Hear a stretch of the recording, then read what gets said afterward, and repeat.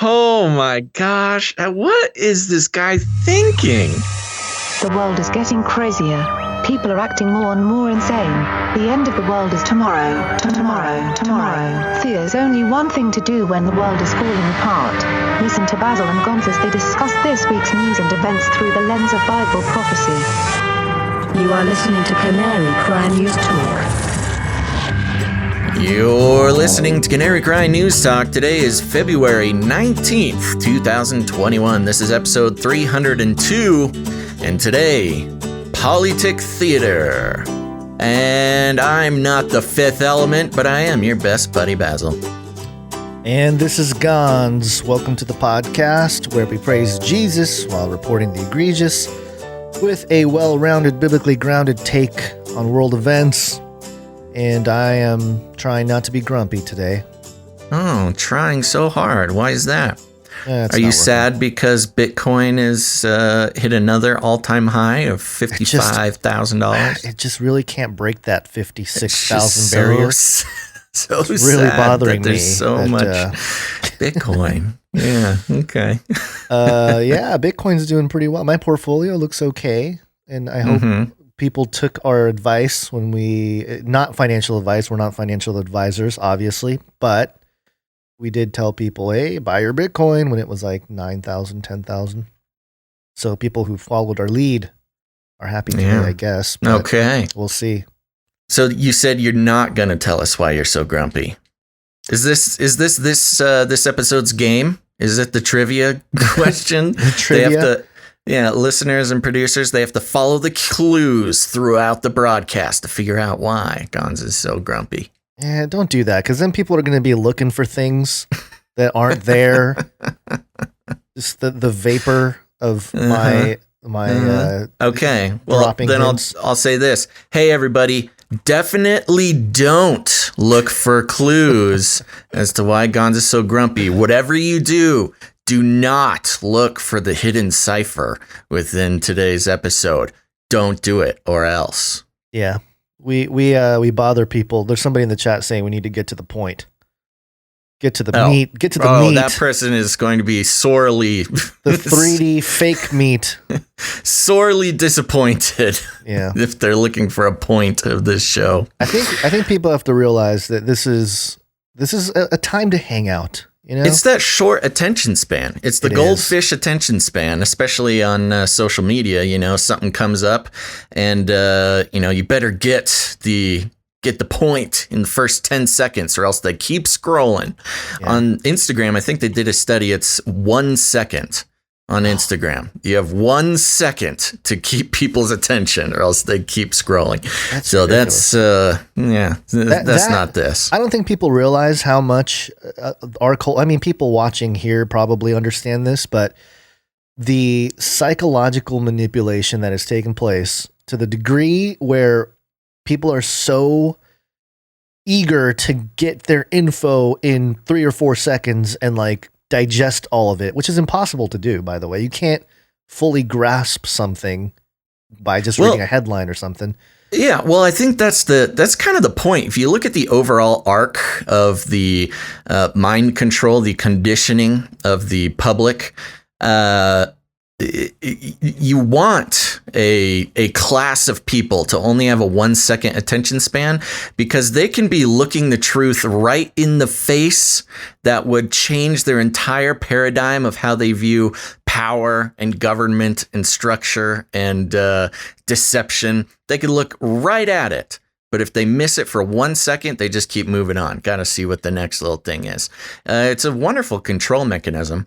I do want to give a shout out to 1 John 3:2 in the YouTube chat. I really like you guys and appreciate your work and your presentation, and the length of time it takes to get to the meat of the program is just perfect. So there you go, Gonz. This is very much a hangout. You know, we do bring you the news, but it's more of a time to come in, hang out with us if you're live, and just be able to spend some time with some like-minded people because we know and also flip your paradigm in ways that you never could have imagined.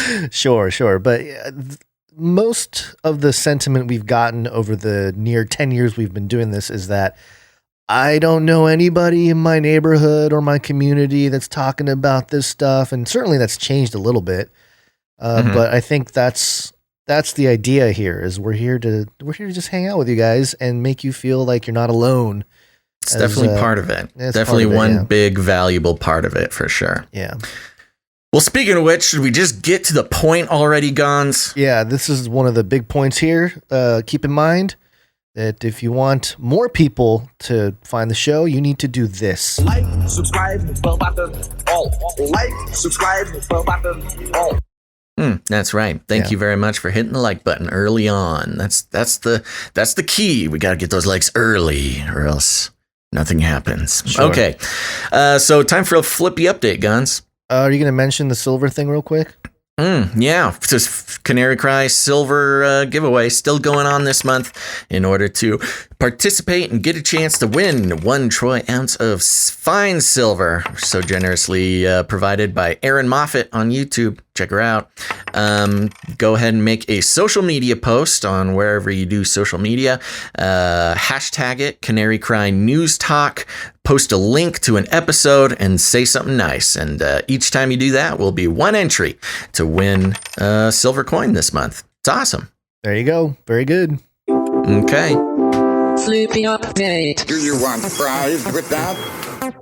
Okay, folks, the moment you've all been waiting for. The Flippy Update, for those who are new to the show, is a moment where we get to talk about Flippy. And Flippy is the colloquial name for the disembodied robot arms that are taking our jobs, enslaving our children, and flirting with our spouses. And we use talking about Flippy as a way to discover new and different ways that robotics and AI are taking over the world, and there's nothing we can do about it.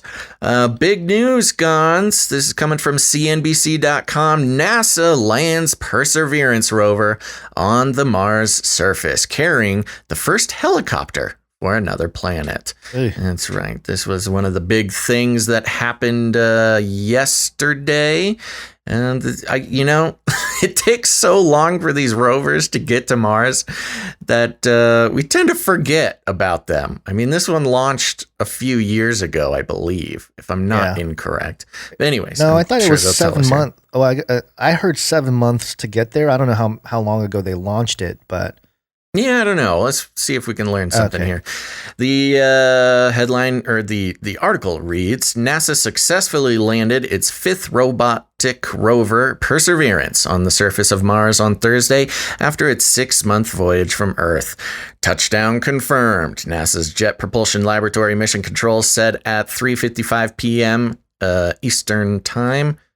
ET. Is that Eastern Time? I think that's what they meant, but I think they also meant extraterrestrial. Okay. And then also Jet Propulsion Laboratory, JPL, the occult center of American science. There you go. If you want to, Jack Parsons. Okay, go on. Perseverance safely on the surface of Mars, ready to begin seeking the sands of past life. Oh. Okay, weird thing to say. The rover is the most technologically advanced robot NASA has ever sent to Mars. The agency aims to spend nearly 2 years using it to explore the surface. NASA spent about $2.4 billion to build and launch the Perseverance mission, with another $300 million in costs expected for landing and operating the rover on Mars' surface. Based on its predecessor, Curiosity, which reached Mars in August 2012 and is still in operation, the Perseverance rover was built by NASA's JPL in California. Multiple companies contributed to parts of the spacecraft, etc., etc., etc. But the most exciting part, such as the Lockheed Martin built heat shield, the Aerojet Rocketdyne built rocket thrusters, and the Maxar Technologies built robotic arm. Flippy is on Mars, everybody. The Eagle has landed. Yep, the deserts of Arizona. The rover has made it. Yeah, I didn't get a chance to look at it myself, but I saw a video where they used Google Earth to find what they claim is the exact place where Perseverance allegedly, the stage. the set. Yes, the on location set there. Anyways, the Perseverance sent a video. Everybody was very excited, looking around. Very boring video of the alleged Mars surface. Somebody used Google Earth and found the place in Greenland. So there you go. Mars looks just like Greenland, according to this particular person. But there you go. So Flippy is either in Greenland or Mars. Either way, it's one small step for man, one giant leap for robotic arm. Yeah, it says here that the rover, which is about the small size of a car, weighs about 1 ton and is 10 feet long by 9 feet wide and 7 feet tall. So it's pretty big. It has a robotic arm that reaches about 7 feet and ends. Yeah. The end of which has a robotic hand that has a camera, a chemical analyzer, and rock drill. So Flippy Hand's going to be pretty busy out there. Yeah, Flippy has got a real job to do. And they also got this, this is also kind of a drone update because allegedly there is a Mars drone, a little helicopter guy that can come off of this rover and fly around and, I don't know, do tricks or something. Yeah. Do you think this is part of the narrative to start preparing the masses for some kind of ancient civilization on Mars narrative? I don't think it's the first step because I feel like there's been many steps that have taken in regards to that. But yeah, I don't know. No, I don't think so. I think if there's going to be any, they might find some microbes or something. I don't think the NASA, they're too what's the word, conservative over there at NASA to go full on alien city on Mars. It's going to be like, we did it, we found aliens. I mean, we can guarantee, I'll make a prediction now. I'll give it 6 months. 6 months until we see another set of articles. NASA may have found the first aliens ever discovered.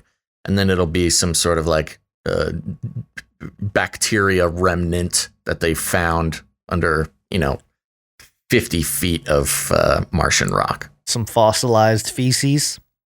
Not even that. Not even it's that.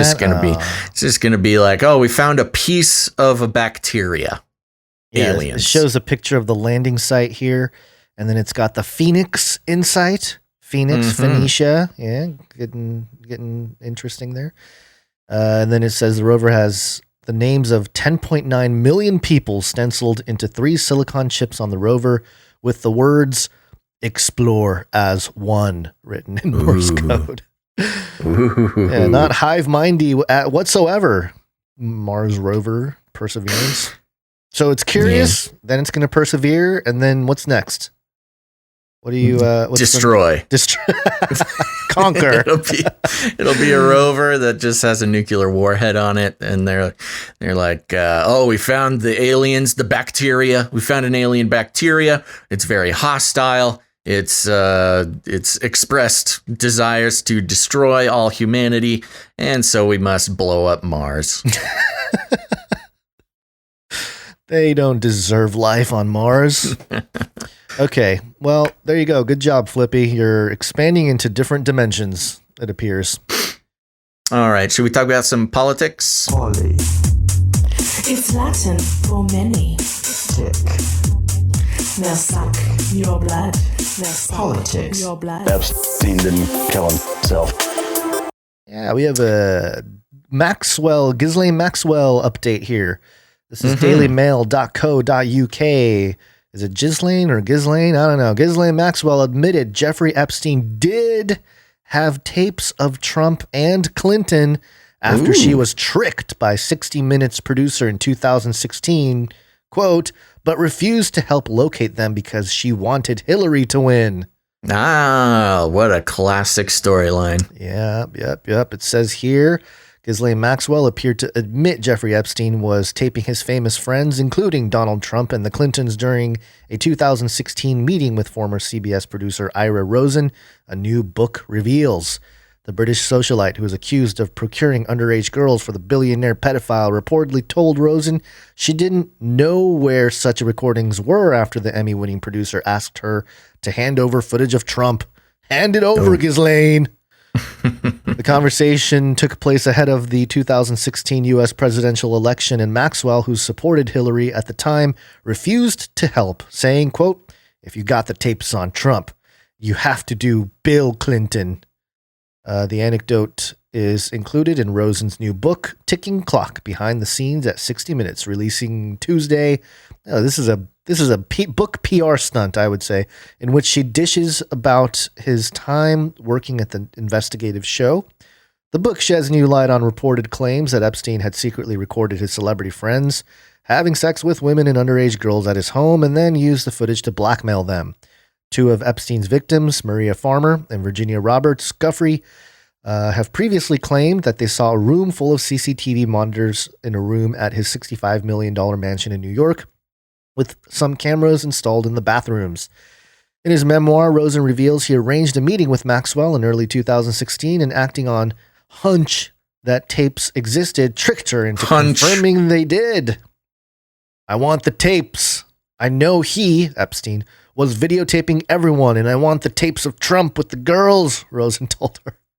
Oh, yikes. Yeah, nice tactic there, buddy. Maxwell replied, "I don't know where they are." Rosen writes, he told her to ask Epstein, adding that, quote, fate of the fate of the country's at stake. Oh, wow. He's really going for it. Quote, yeah, this was back when, Trump was just sort of an evil genius, not yet president. But yes, the assumption was that it would destroy all of America. Yeah, this was the grab him by the cats video. That's my euphemism. Was probably trending, before the 2016 elections. The locker room talk by Trump, that was out there, and so anything to top that, the only thing that can top it was probably a Epstein type tape there.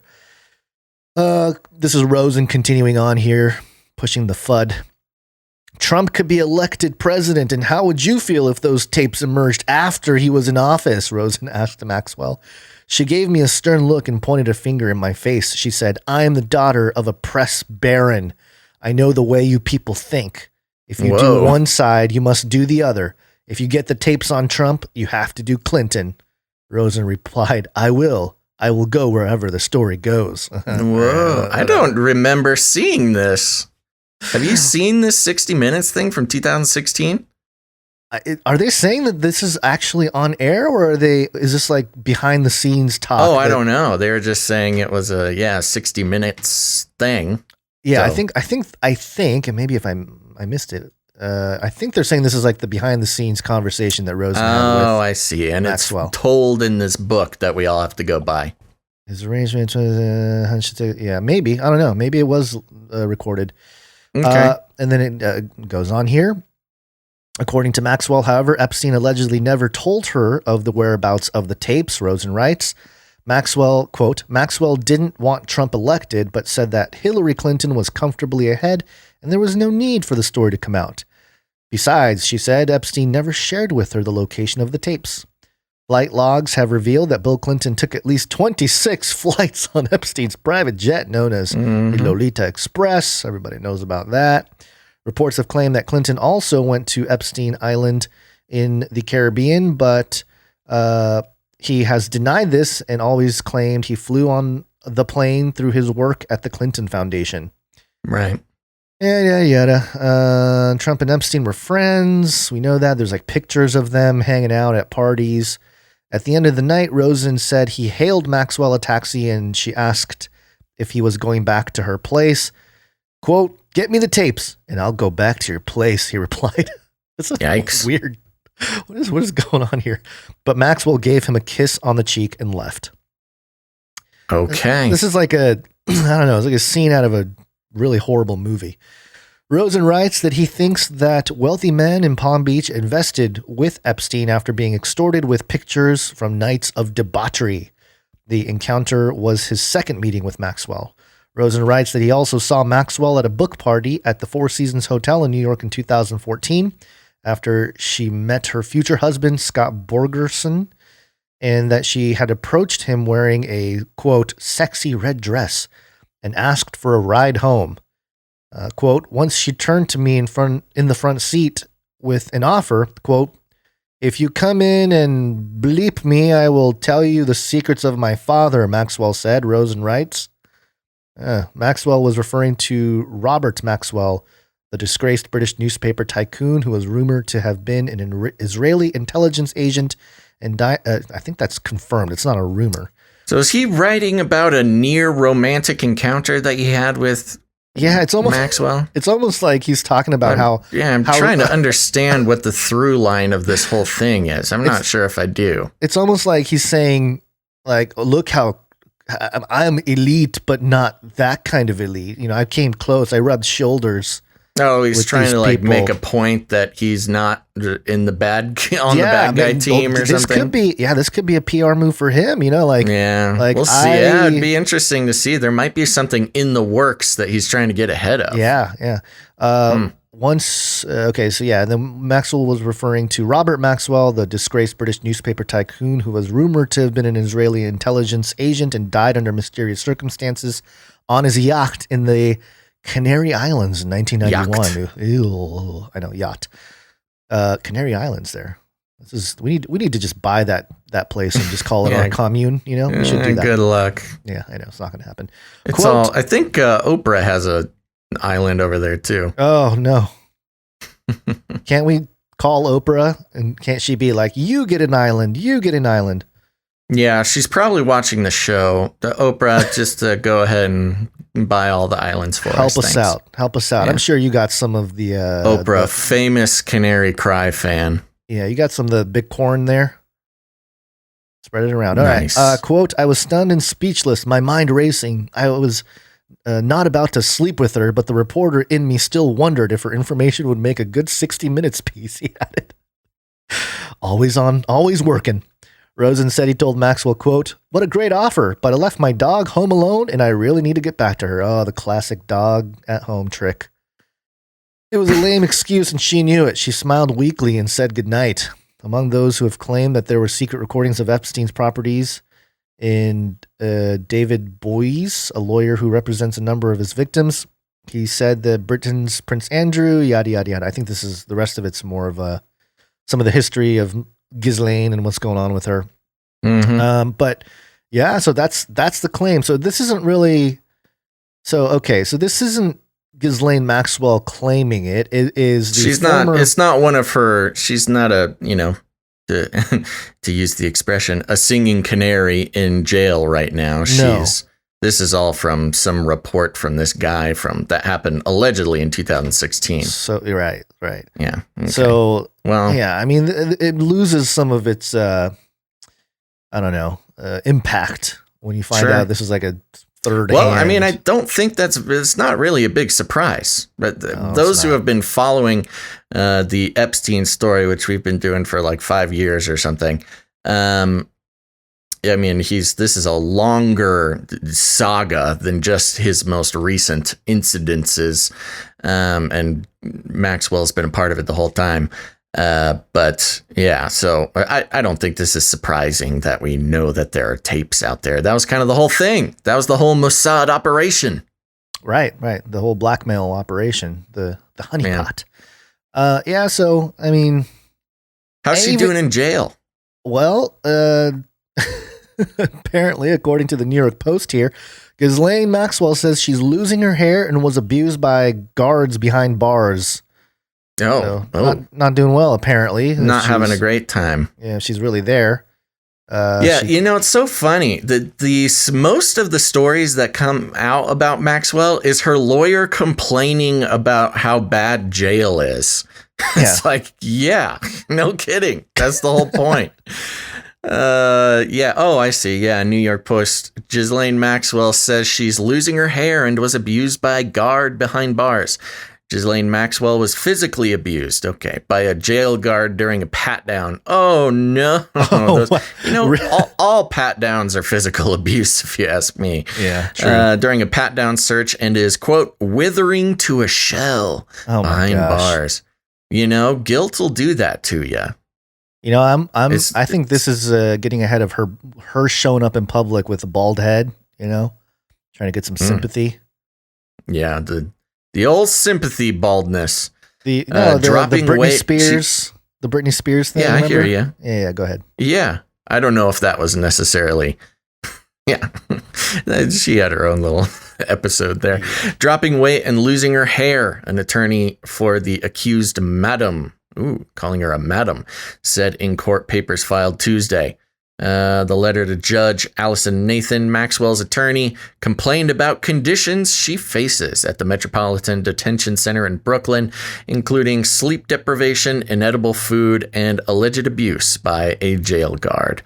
The letter states Maxwell is subject to constant searches, about 4 per day, and surveillance by jail guards, which she claims is to make up for the Bureau of Prisons' failure to prevent alleged cohort Jeffrey Epstein from killing himself in 2019. Yeah, no kidding. That's the whole point. You take your eye off this lady for a second, and suddenly the surveillance cameras are going to go out, and there's going to be a mysterious noose appear that was never there before.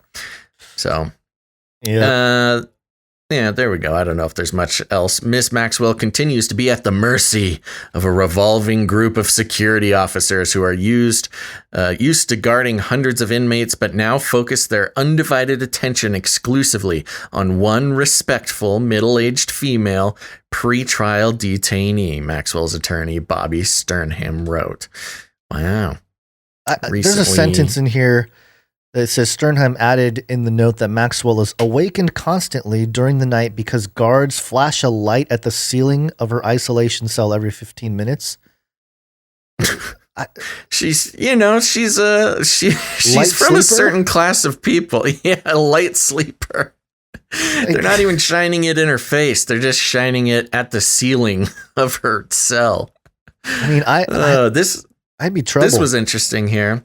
Yeah. Quote, recently out of the view of security camera, watch out. Ms. Maxwell was placed in her isolation cell and physically abused during a pat-down search. When she asked that the camera be used to capture the occurrence, a guard replied no.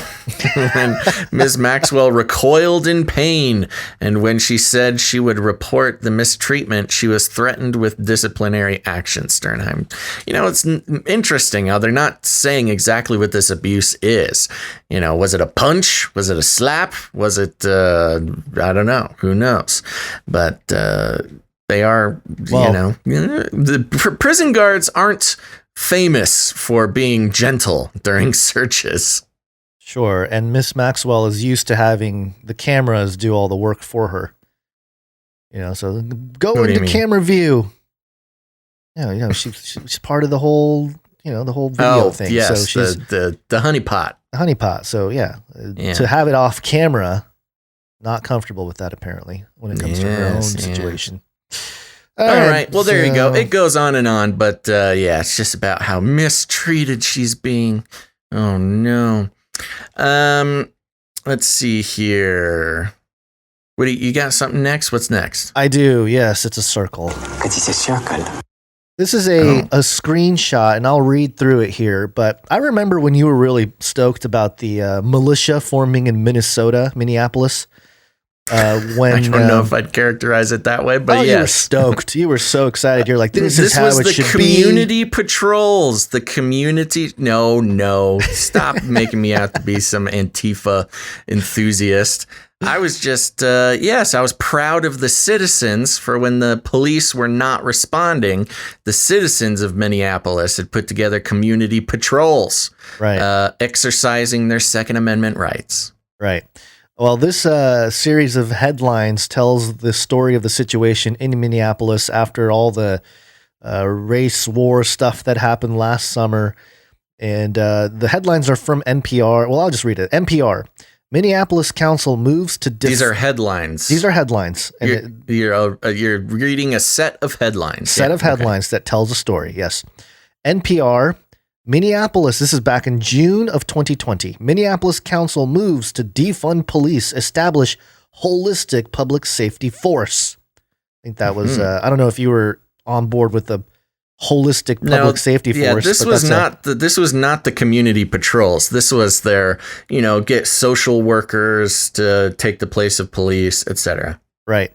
So a little bit further, a little bit later, the Washington Post reported Minneapolis violence surges as police officers leave department in droves, which makes sense. You defund the police and crime goes up.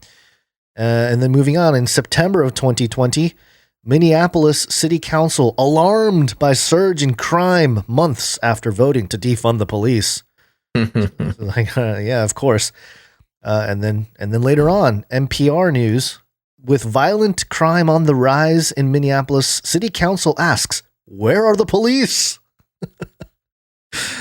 And then next, some Minneapolis City Council members would like a redo on defunding the police report.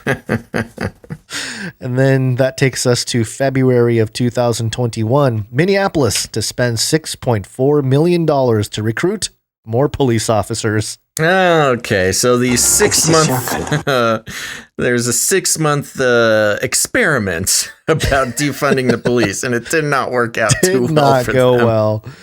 And I mean, come on, did we not? I mean, people must have known that this was going to happen. Like, of course they did. We did. Everybody did. I mean, it was such an obvious, serious series of events. I think it's funny. I mean, I think 6 months. That's pretty short, even for for anybody's predictions on how long it would take for them to discover that this would be a bad idea. I think I was assuming it would take about a year for things to get bad enough to reverse it. But yeah, no, 6 months and they're turning around. Yeah, no good. So I just thought that was a pretty... Not even 6 months. Oh, yeah, about 6 months. Yeah, about 7 months. But yeah, that was a pretty good roundup of the last 6 months in the social justice, equality, race war, BLM movement there. Yeah. I don't know.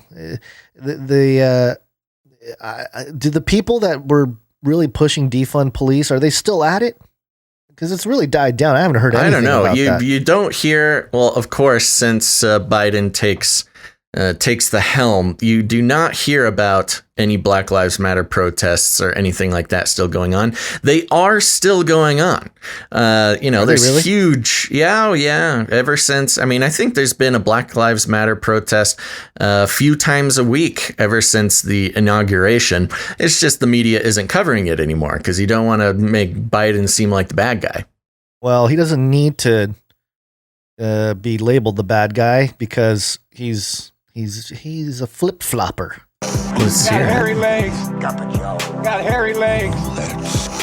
Flippity floppity. Okay, so this is a tweet that went out on February 7th, 2021 by the Department of State of the United States Government Organization. That's a really weird tag there on Twitter.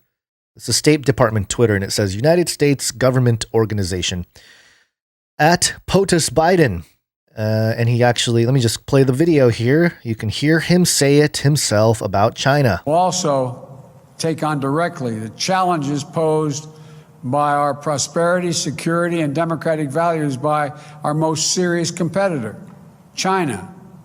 We'll confront China's economic abuses, counter its aggressive, coercive action to push back on China's attack on human rights, intellectual property, and global governance. Okay, so there you go. Sounds like he's going to be tough on China. And okay, if you recall what he said in the last episode. Chinese leaders, if you know anything about Chinese history, it has always been the time when China has been victimized by the outer world is when they haven't been unified at home. So the central, vastly overstated, the central principle of Xi Jinping is that there must be a united, tightly controlled China. And he uses his rationale for the things he does based on that. I point out to him, no American president can be sustained as a president if he doesn't reflect the values of the United States. And so the idea, I'm not going to speak out against what he's doing in Hong Kong, what he's doing with the Uyghurs in western mountains of China, and Taiwan trying to end the one China policy by making it forceful. I said, and by the way, he said he gets it. Culture. So what happened? thought it was going to be You tough. missed the last part, though. That very last part, the cultural tolerance. He said he gets it. Culturally, there are different norms at each country, and their leaders are expected to follow. Yeah, so we've got to respect the cultural norms of genocide and, the control of the CCP. So what happened to the counter its aggressive, coercive action to push back on China's attack on human rights, intellectual property, and global governance? Yeah, well, what happened was he went off script at that CNN town hall, and his PR people had to have him correct the record there. The reality czar came in and had a couple notes. I would like to present these two things for any Biden supporter, just side by side. I mean, this is 2 weeks apart, not even less than that. February 7th, February 16th. In 9 days, we have a complete flip flop of the narrative given by Biden concerning China. I mean, what? I don't know. How do you support this guy? How does anyone support this guy? Nobody does. It's just the system, man. It's just the system. Yeah. Okay. Speaking of China, we should talk about some vaccine news. Vaccine.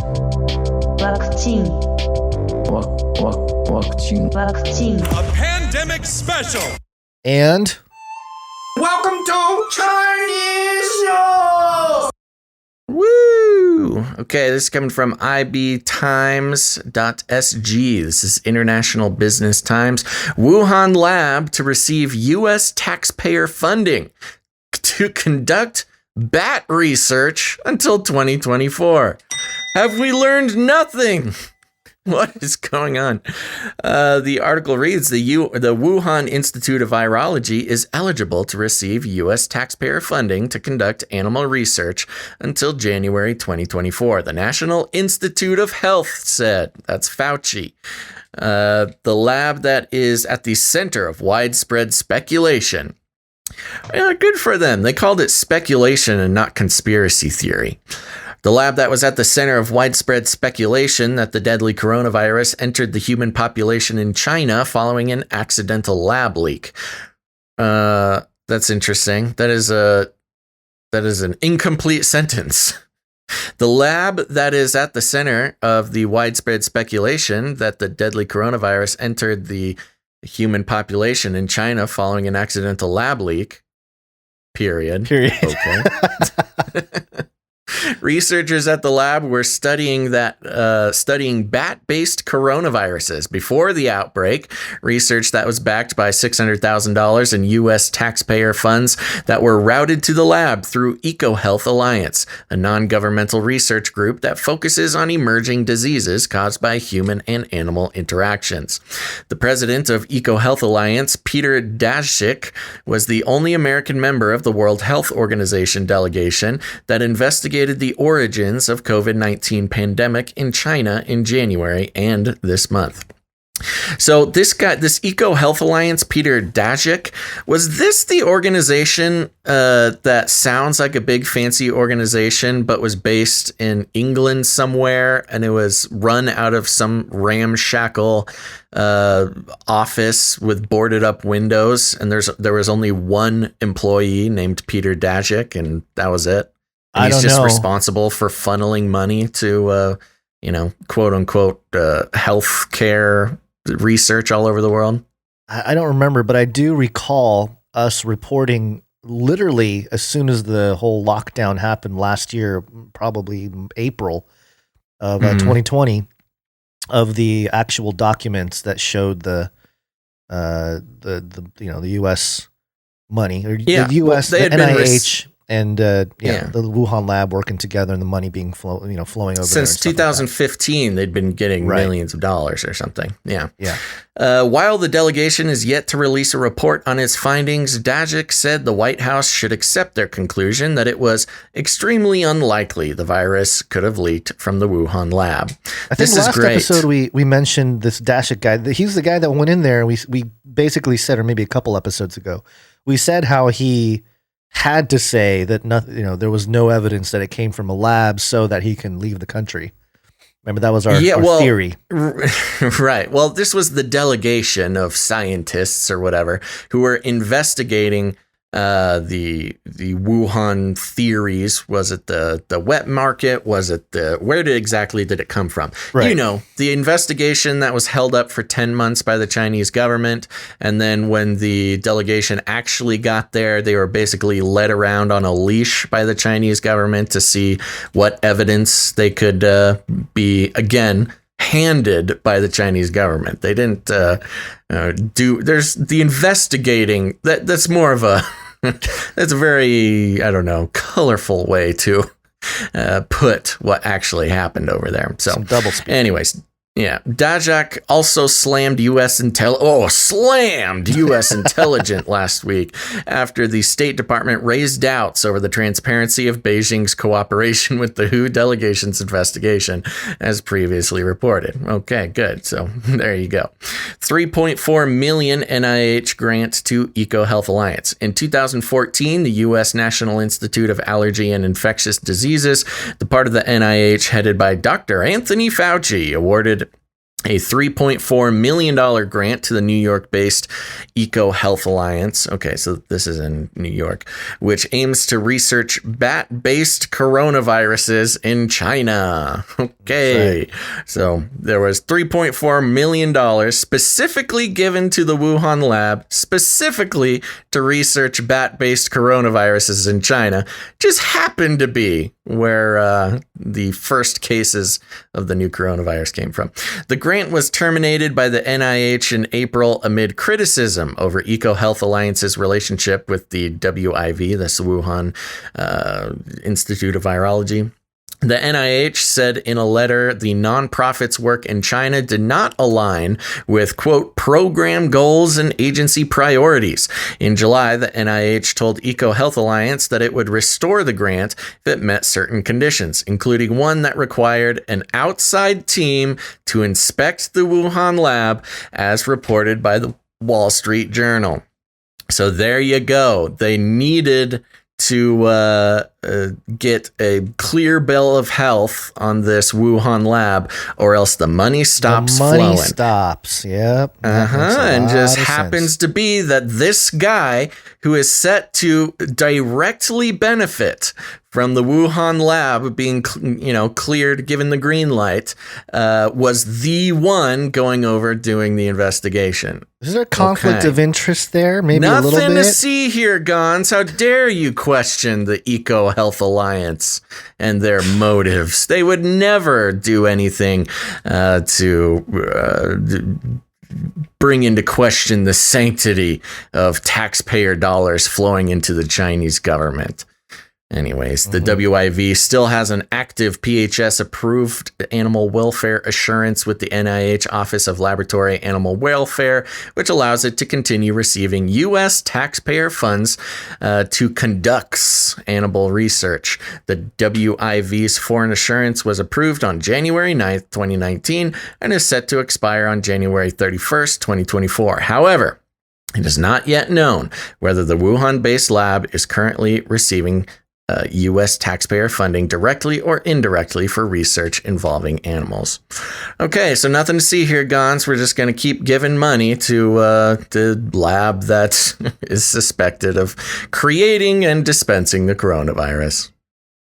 Oh yeah, I'm trying to find that document, the copy of the document that we had, showing exactly the proof that they were receiving money that we covered from last year. And I think I might have it here, but yeah, I mean, part of this too, the last sentence there, the WIV's foreign assurance was approved January 9th, 2019, which means that was during the Trump administration, but obviously 2019, a year before everything happened. Well, so Fauci was still in charge of the... Yeah.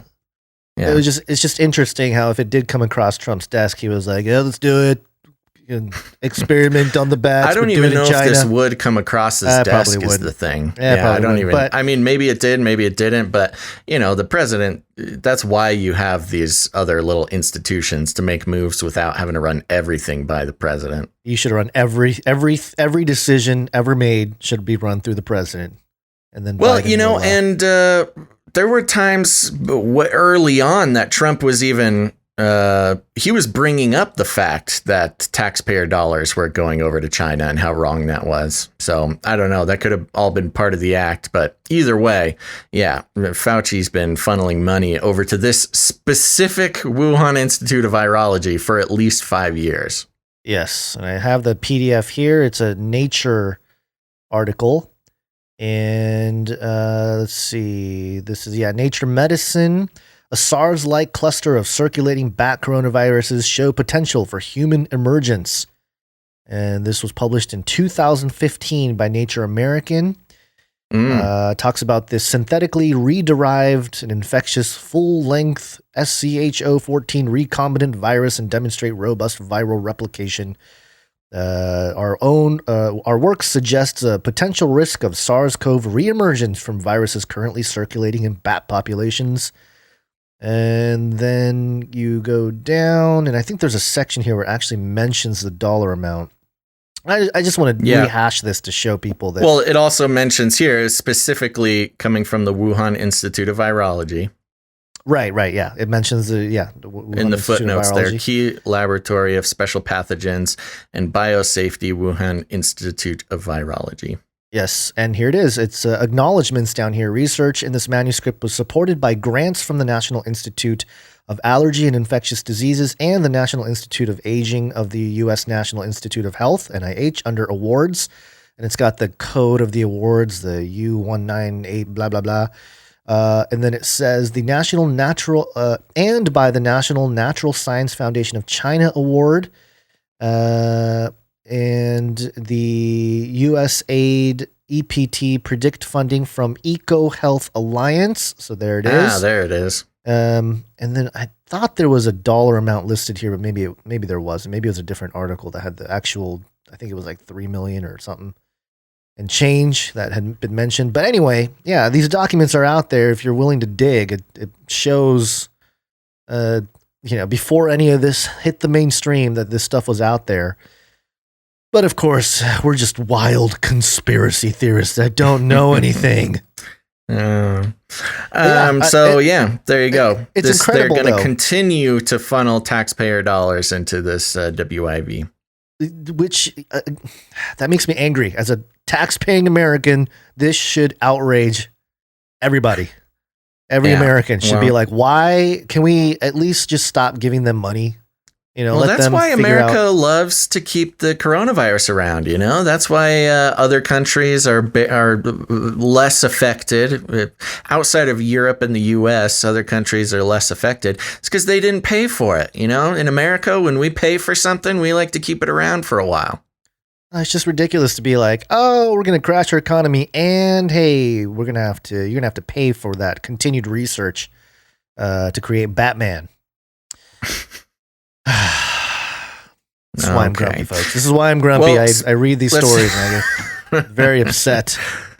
Let's keep talking about animals a little bit here. The animals, we've got an animal theme for a couple of stories. Sure. This is coming from Wall Street Journal.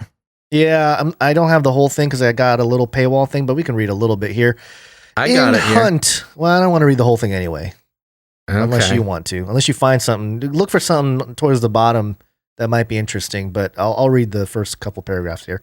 The headline from the Wall Street Journal, in hunt for COVID-19 origin, the World Health Organization team focuses on 2 animal types in China. Oh, misdirection. Don't look at the bats. Nobody look at the bats. Let's look at what they're peddling here.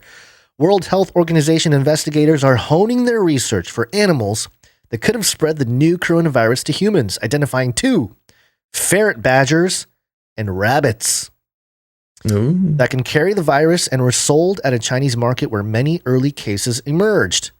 Members of the WHO team probing the pandemic's origins say further investigation is needed into suppliers of those and other animals at the market, some of which came from region of China near its Southeast Asian border, where the closest known relatives of the virus have been found in bats. Team members say they have yet to establish all the creatures sold, legally or illegally, live or dead, at the market in the Chinese city of Wuhan that was tied to the because first they've known been clusters. eaten a year ago.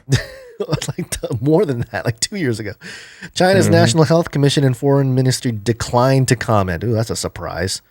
And it goes on here, and I hit the paywall there. So I don't know. Is there anything else interesting? Well, here's a fun thing. It's Peter Daszak, a zoologist on the WHO team. Notice how he's the one? They don't mention, that's what I'm saying, they don't mention that he's from the EcoHealth Alliance that specifically funded the Wuhan Institute of Virology. So it says they just call him a zoologist here. Peter Daszak, a zoologist on the WHO team, said in an interview that ferret badgers were among carcasses found in freezers at the market, and that while they tested negative, they were capable of testing the virus. Again, a useless thing to say. Oh, they found this one animal, but there was nothing in there, but I guess it could. Okay, thanks, Peter Daszak. And then they just talk about ferret badgers some more. So there you go. There's that Peter Daszak guy again, who again, they don't mention was the direct funder of the Wuhan Institute of Virology, but instead call him a zoologist on the HWO team. Who cleared the very institute for not having leaked the virus, or at least that it's extremely unlikely, which of course it is. It's a level 4 lab. It should be extremely unlikely, but that doesn't mean it didn't happen. This whole year has been extremely unlikely. So yeah. Sorry, poor ferrets and rabbits. They just keep knocking out these tiny little mammals, man. They killed all those ferrets or those minks over in Europe. Man, it's not a good year. That's what I'm saying. We have a ferret genocide. Well, it's just little cute creature genocide, and I don't know. This again, it makes me grumpy. All right, let's move on here. This next story doesn't make it any better. This is gov.uk press release. World's first coronavirus human challenge study receives ethics approval in UK. What does that mean? The UK will be the first country in the world to run a COVID-19 human challenge study. And it says backed by £33.6 of UK government investment. The first of its kind study for this virus will involve establishing the smallest amount of virus needed to cause infection, which will give doctors greater understanding of COVID-19 and help support the pandemic response by aiding vaccine and treatment development. So this is an actual human challenge study. Oh, yeah. Due to begin in the next few weeks, it will involve up to 90 carefully selected healthy adult volunteers being exposed to the virus in a safe and controlled environment.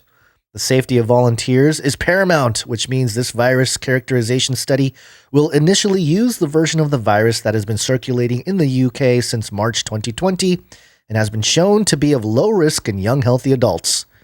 But even still, we got to lock down the entire country and crash the economy. Well, this is interesting because just for a little background, that there's never been a human challenge study on the coronavirus. And for those who need a refresher, it's one thing to study people who naturally catch the virus or catch COVID. It's an entirely different thing to do a challenge study, which is specifically giving people coronavirus in order to study it.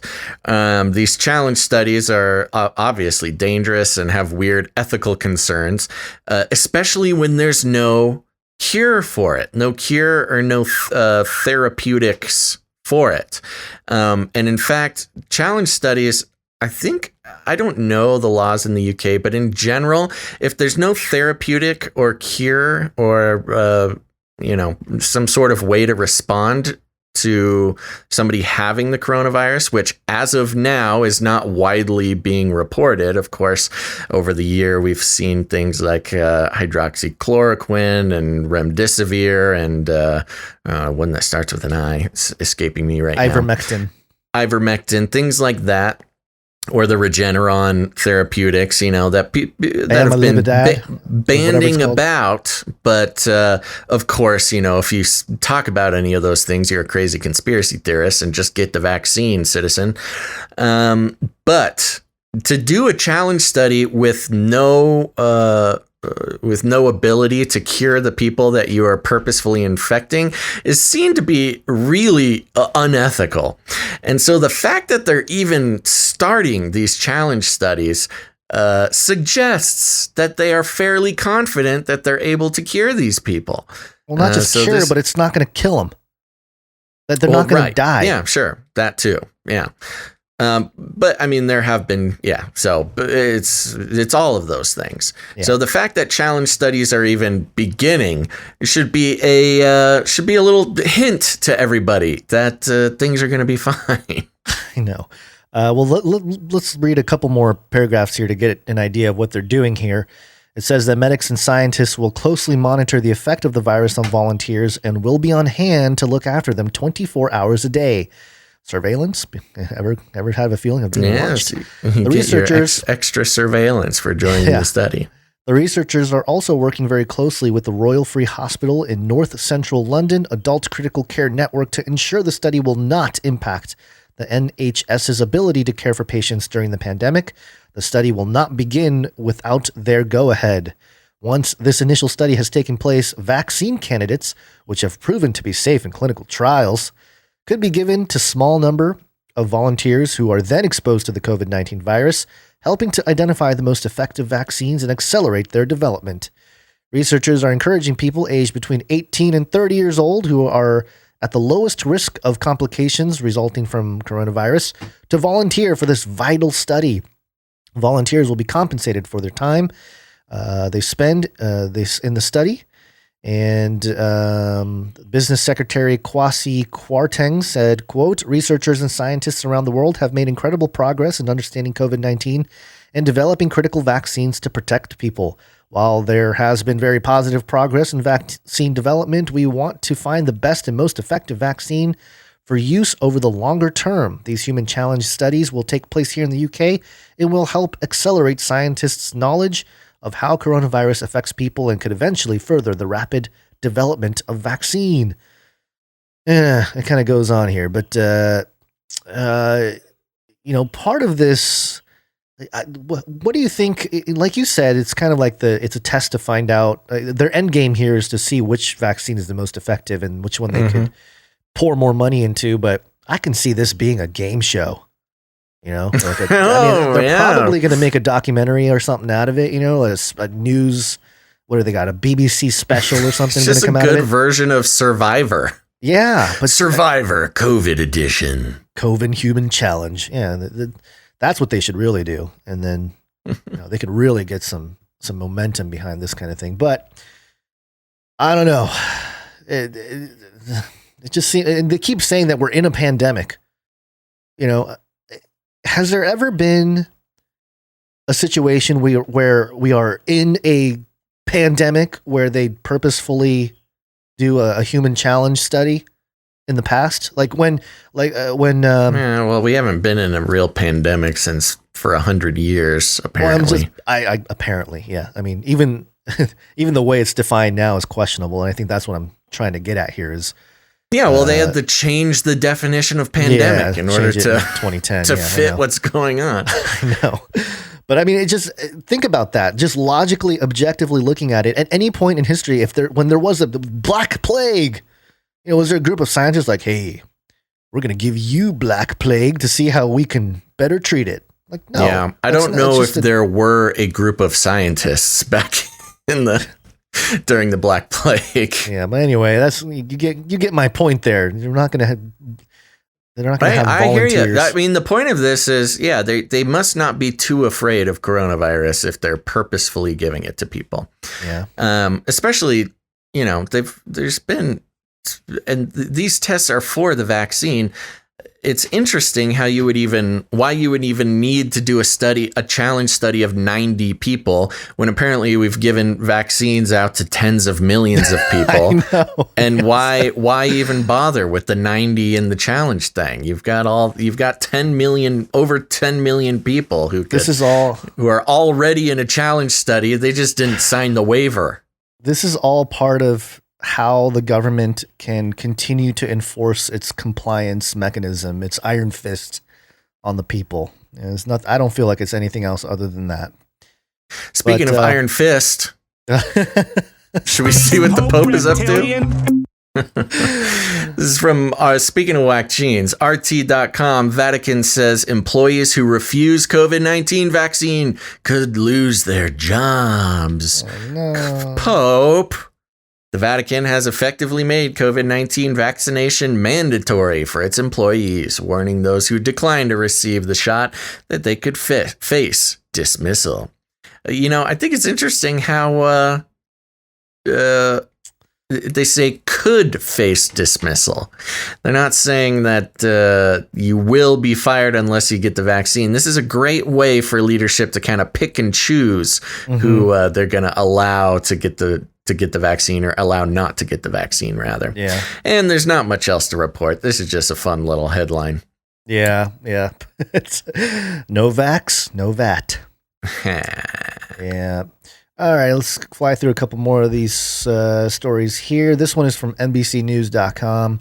Pfizer says South African variant could significantly reduce vaccine protection. Okay, so get all the jabs, people. We need to get the jabs, jab. Yeah, you got to subscribe to the jabs. And then the South African variant, doesn't work anymore. We need new jab. New jab. So yeah, that's the story. Oh, okay. Moving on. There's not much else. This is Pfizer just trying to get more money, probably.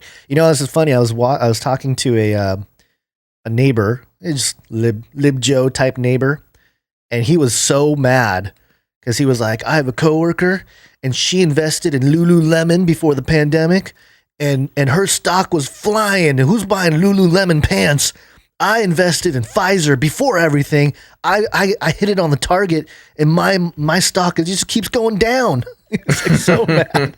He was so mad that he invested in Pfizer. He thought he jackpot, when they started talking about Pfizer being the main vaccine company. He's mad. That's so funny. That says so much about the actual position that we're in. I know, he's losing money on Pfizer, and Lululemon's going through the roof. Skyrocketing. Yeah, I got to get those leg huggers, the $250 pants. Oh, man.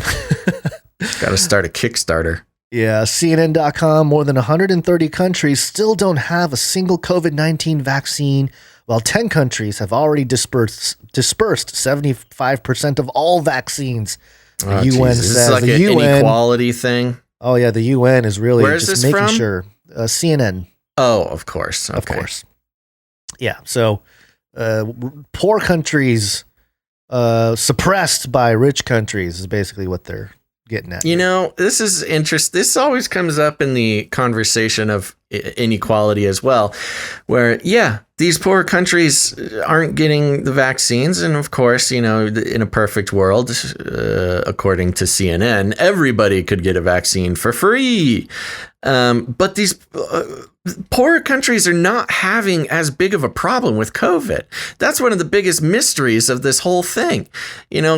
Case rates and fatality rates are a fraction, if they even exist, in poorer countries than in richer countries. It's America that has these crazy skyrocketing numbers. You look at many African countries or Southern Asian countries, these types of places, there's really not that much COVID going around. I wonder why that would be. Who knows? There's lots of theories on that. But yeah, there you go.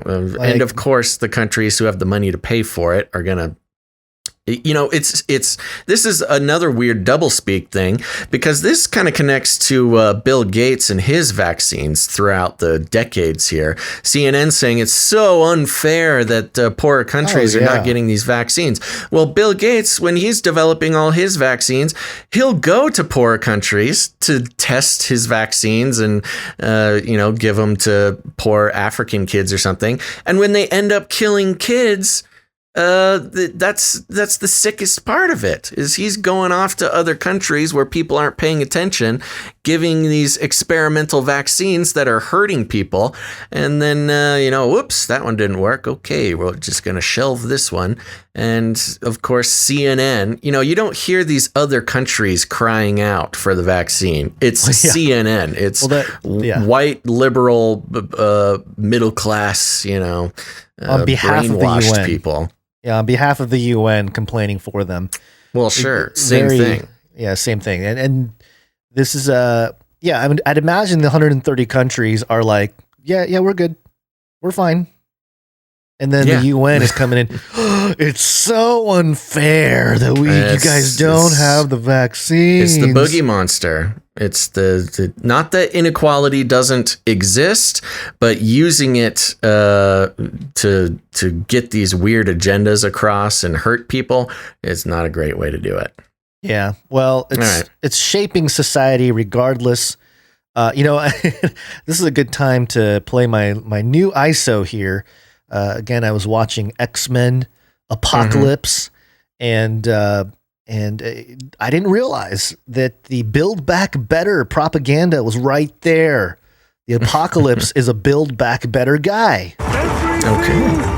They built will fall, and from the ashes of their world, we'll build a better one. Oh yeah, that sounds just like CNN. Sounds just like Biden. That's what I'm saying. They just they showed their hand in Apocalypse. It really was revealing. But this is worldeconomicforum.org. Sweden says goodbye to parking spaces. Hello to meet spaces. Meet as or meeting spaces. Meet space. Yeah, I'm getting ahead of myself. Basically, the points here: Swedish residents are being looped into plans to improve their local communities with the aim of enabling people to access more facilities they need within their own neighborhoods. Pre-built furniture units are being used to replace parking spaces with tables, chairs, and plants.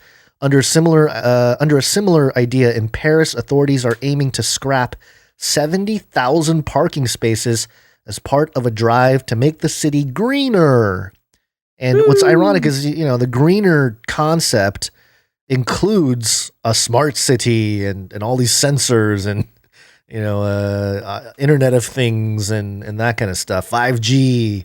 But can't have cars parking places anymore. So get rid of those parking spaces and replace them with benches and tables. Super spreader tables. Well, you know why this is because, they're going to only allow electric vehicles starting pretty soon, and nobody's going to be able to afford it because it's so cold and the electricity is going to be so expensive. So everybody's just got to walk. And, if you got to walk everywhere, you got to stop and take breaks once in a while. So instead of parking your car, you got to park your butt. Yep. And they have some, what are these things called? I forgot what they're called. Razors? They got like little razor parking stations in the picture. Razors? They're little, yeah. Like scooters. You're talking about scooters. Is it a scooter? What's a razor? When you say razor, what are you picturing in your mind? It's got the handlebar, the two handles on a handlebar, and That's a scooter. Yeah, okay. You're talking about the electric scooters, like the Lime scooters and the They love those things over there. Okay, so you get a little scooter parking. Yeah. No, Razor was a brand. Very particular brand in the 90s of foldable scooters. It's the Kleenex of tissue paper, right? Okay, anyway. No, all right. No, they're not. No, that's what I'm saying. Like Razor, I was introduced to these things as razors. I didn't. It became popular in my world as razors. They didn't call it scooters. I hear you. I agree that this is how you feel. You are allowed to have feelings, and that is okay. Well, I don't know if there's very many people who would agree, but who knows? What do I know? I'm just a millennial. Yeah. Go home. Actually, I'm a millennial too. Yeah, I'm just one of the oldest ones. Millennial. I am literally the oldest millennial. Literally, yeah. Wow. Did you get a trophy, a certificate? No. Based on the cutoff years, I think according to some people that drew lines, I'm literally like the first millennial. Born in the first month of millennial. It's an honor to be in your presence. I know. I am the. You should listen to me. I'm the master. You're not just an elder millennial. You're the eldest millennial. Okay. All right. Let's move on here. Well, we got a couple cancel culture updates here. Let me get the jingle going. Hashtag cancel culture. And before that, sorry, I think I skipped one. Oh yeah, I skipped one. I wasn't aware of this footage of who is this? Mark Zuckerberg talking about how the vaccine changes your RNA and DNA, and then later talking about how it doesn't change your RNA and DNA. So here's the video. The DNA and RNA. DNA is. I share some caution on this because we just don't know the long-term side effects of basically modifying people's DNA and RNA. So when Zuckerberg said is that these vaccines do not modify your DNA or RNA. No. Spoken like a true politician, just flippity-floppity. So he was saying how it does modify your DNA and then took it back later. Well, I don't know if he took it back or if he... Flippy-flopped. Yeah, it was a flippy-flop. So, good old Zuckerberg there. It goes to show these people don't know what they're talking about. They go on these little calls and they just say things. That's this myth of authority, it's this, and that's what Bill Gates has built his whole career on. It's Zuckerberg displays it fantabulously. And of course, almost any politician relies on this. It's the, what is it called? Not the myth. It's one of the logical fallacies. It's the authority fallacy or something like that, where just because somebody appeal to authority. Thank you. Yeah. Just because somebody is in some, position of power, that they would be correct automatically. And they just love this. They love it. They build their whole worldview on it. And that's why Bill is the way he is. Why are you the way you are, Bill? Yeah, well, because he's Billy. This is the bridge here. This is the Facebook bridge to the cancel culture. Cancel culture. And this is Reuters.com. Undeterred by Facebook news blackout. Oh, hold on. Let me take this one real quick. Okay. Thanks. Sorry. Australia commits. Yeah. Or Reuters.com. Undeterred by Facebook news blackout, Australia commits to content law. And want to give a shout out to our Australian producers and our Australian listeners, because you guys, I can't believe what you guys have to go through. And this is just another example. It seems like Australia is it's kind of the current experimental zone for the English speaking world. Well, they kind of figured, hey, we found the island nation was founded as a prison, so might as well just kind of go with it and bring it back to its roots. Well, you know what? And the only reason that we get to bring that up is because American historians did such a good job of hiding the fact that the American colonies were also penal colonies. Yes. Yeah. We just did we had better PR in America. It's all about we made PR. we made our colonization about religious liberty and things like that. No, it was a penal colony. Yeah. Where, yes, they did send the pilgrims. They call them pilgrims now. At the time, they were prisoners cast out by the government. But okay.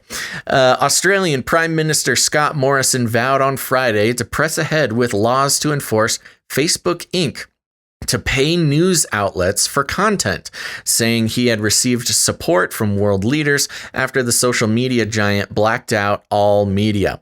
Facebook stripped the pages of domestic and foreign news outlets for Australians and blocked users of its platform from sharing any news content on Thursday, saying it had been left with no choice ahead of the new content laws. The move, which also erased several state government and emergency department accounts, as well as nonprofit charity sites, caused widespread outrage. Morrison, who blasted Facebook on its own platform for unfriending Australia, said on Friday the leaders of Britain, Canada, France, and India had shown support. Quote, there's a lot of... Sorry, I just think it's very interesting and funny that we live in this world where, like, what are you gonna do about it? I'm gonna unfriend.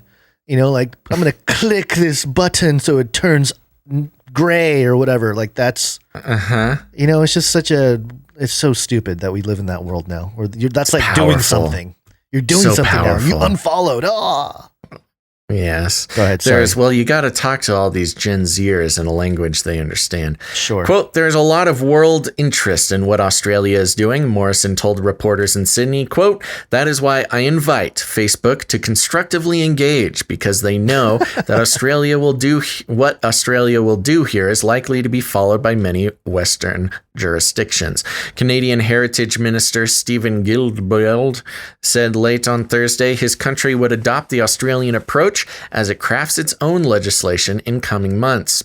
The Australian law, which will force Facebook and Google to reach commercial deals with Australian publishers or face compulsory arbitration, has already been cleared by federal lower house and is expected to be passed by the Senate within the next week.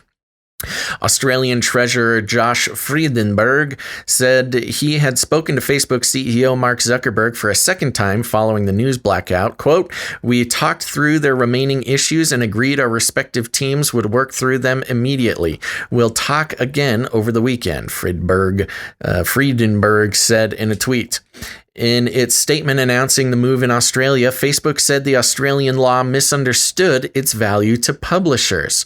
Frydenberg earlier told the Australian Broadcasting Corp that, quote, there is something much bigger here at stake than just one or two commercial deals. This is about Australia's sovereignty.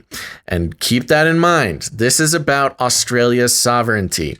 Facebook and Alphabet Inc., owned Google, had campaigned together against the laws, with both threatening to withdraw key services from Australia if the laws took effect. Google, however, announced a host of preemptive licensing deals over the past week, including a global agreement with News Corp. Facebook restored some government pages on Thursday, but several charity, nonprofit, and even neighborhood groups remain dark. Facebook's move had an immediate impact on traffic in Australian news sites, blah, blah, blah. That's not very interesting. News Corp, let's see. We're almost done here. Facebook's move had an immediate impact on traffic to Australian news sites, according to early data from New York-based analytics firm Chartbeat. Total traffic to the Australian news sites from various platforms fell from the day before the ban by around 13% within the country and about 30% outside the country, the Chartbeat data showed. Similarly, traffic to Australian news sites from Facebook alone plummeted from around 21% to about 2% within Australia and from about 30% to 4% outside the country. The News Corp Australasia executive chairman Michael Miller, testifying at an unrelated parliamentary hearing, confirmed the impact but said the number of Australians visiting the company's websites directly had risen. Quote, definitely referral traffic was non-existent, while at the same time direct traffic to our website was up in double digits, he told the Inquiry. Miller also suggested antitrust regulator, the Australian Competition and Consumer Commission, should scrutinize Facebook's move. Okay, this has been something that's been happening kind of under the radar a little bit, at least if you're outside of Australia. So for American listeners, this might might be news to you. So there's a growing movement, and recall how over the past few months we've been talking about this battle between big tech, in this case specifically Facebook and Google, to battle with big tech and sovereign nations, nation states, governments. You know, we even had Vladimir Putin talking about how big tech is trying to act like a government and, you know, kind of putting his Putin sauce on it, almost threatening big tech. And this sauce, continues. Huh? Yeah, Putin sauce. And this is a big step in that direction. And, you know, again, it's so tough being right about everything, Gons, but somehow we manage.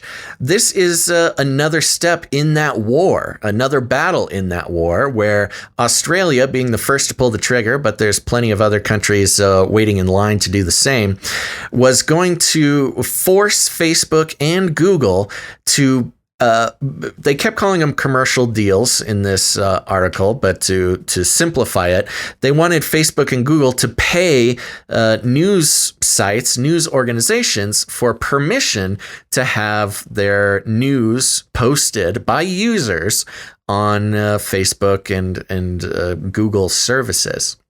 So it was this moment where, of course, Facebook and Google have, you know, been in this weird whirlpool where they're both, you know, vital resources to get news out to the public, but also this horrible whirlwind of fake news and social engineering and yada, yada, yada. So what Australia did was step out and say, hey, no longer Facebook do you get to make money for free off of, you know, our news organizations, because most people, you know, they'll go on Facebook and what keeps them there is getting news about the world. It's not learning about what Deborah had for breakfast that keeps you on Facebook. It's news. And a lot of people will admit that, you know, Facebook is kind of their main source of news.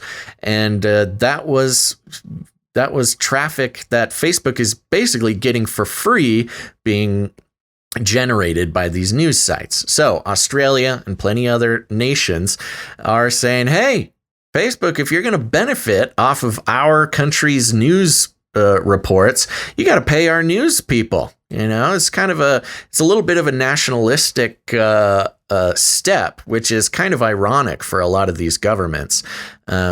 You know, because generally Australia has a liberal government, Canada, France, they're all very liberal governments, where if you want to push that out as far as you can, you know, they're on the no nations, no borders kind of train.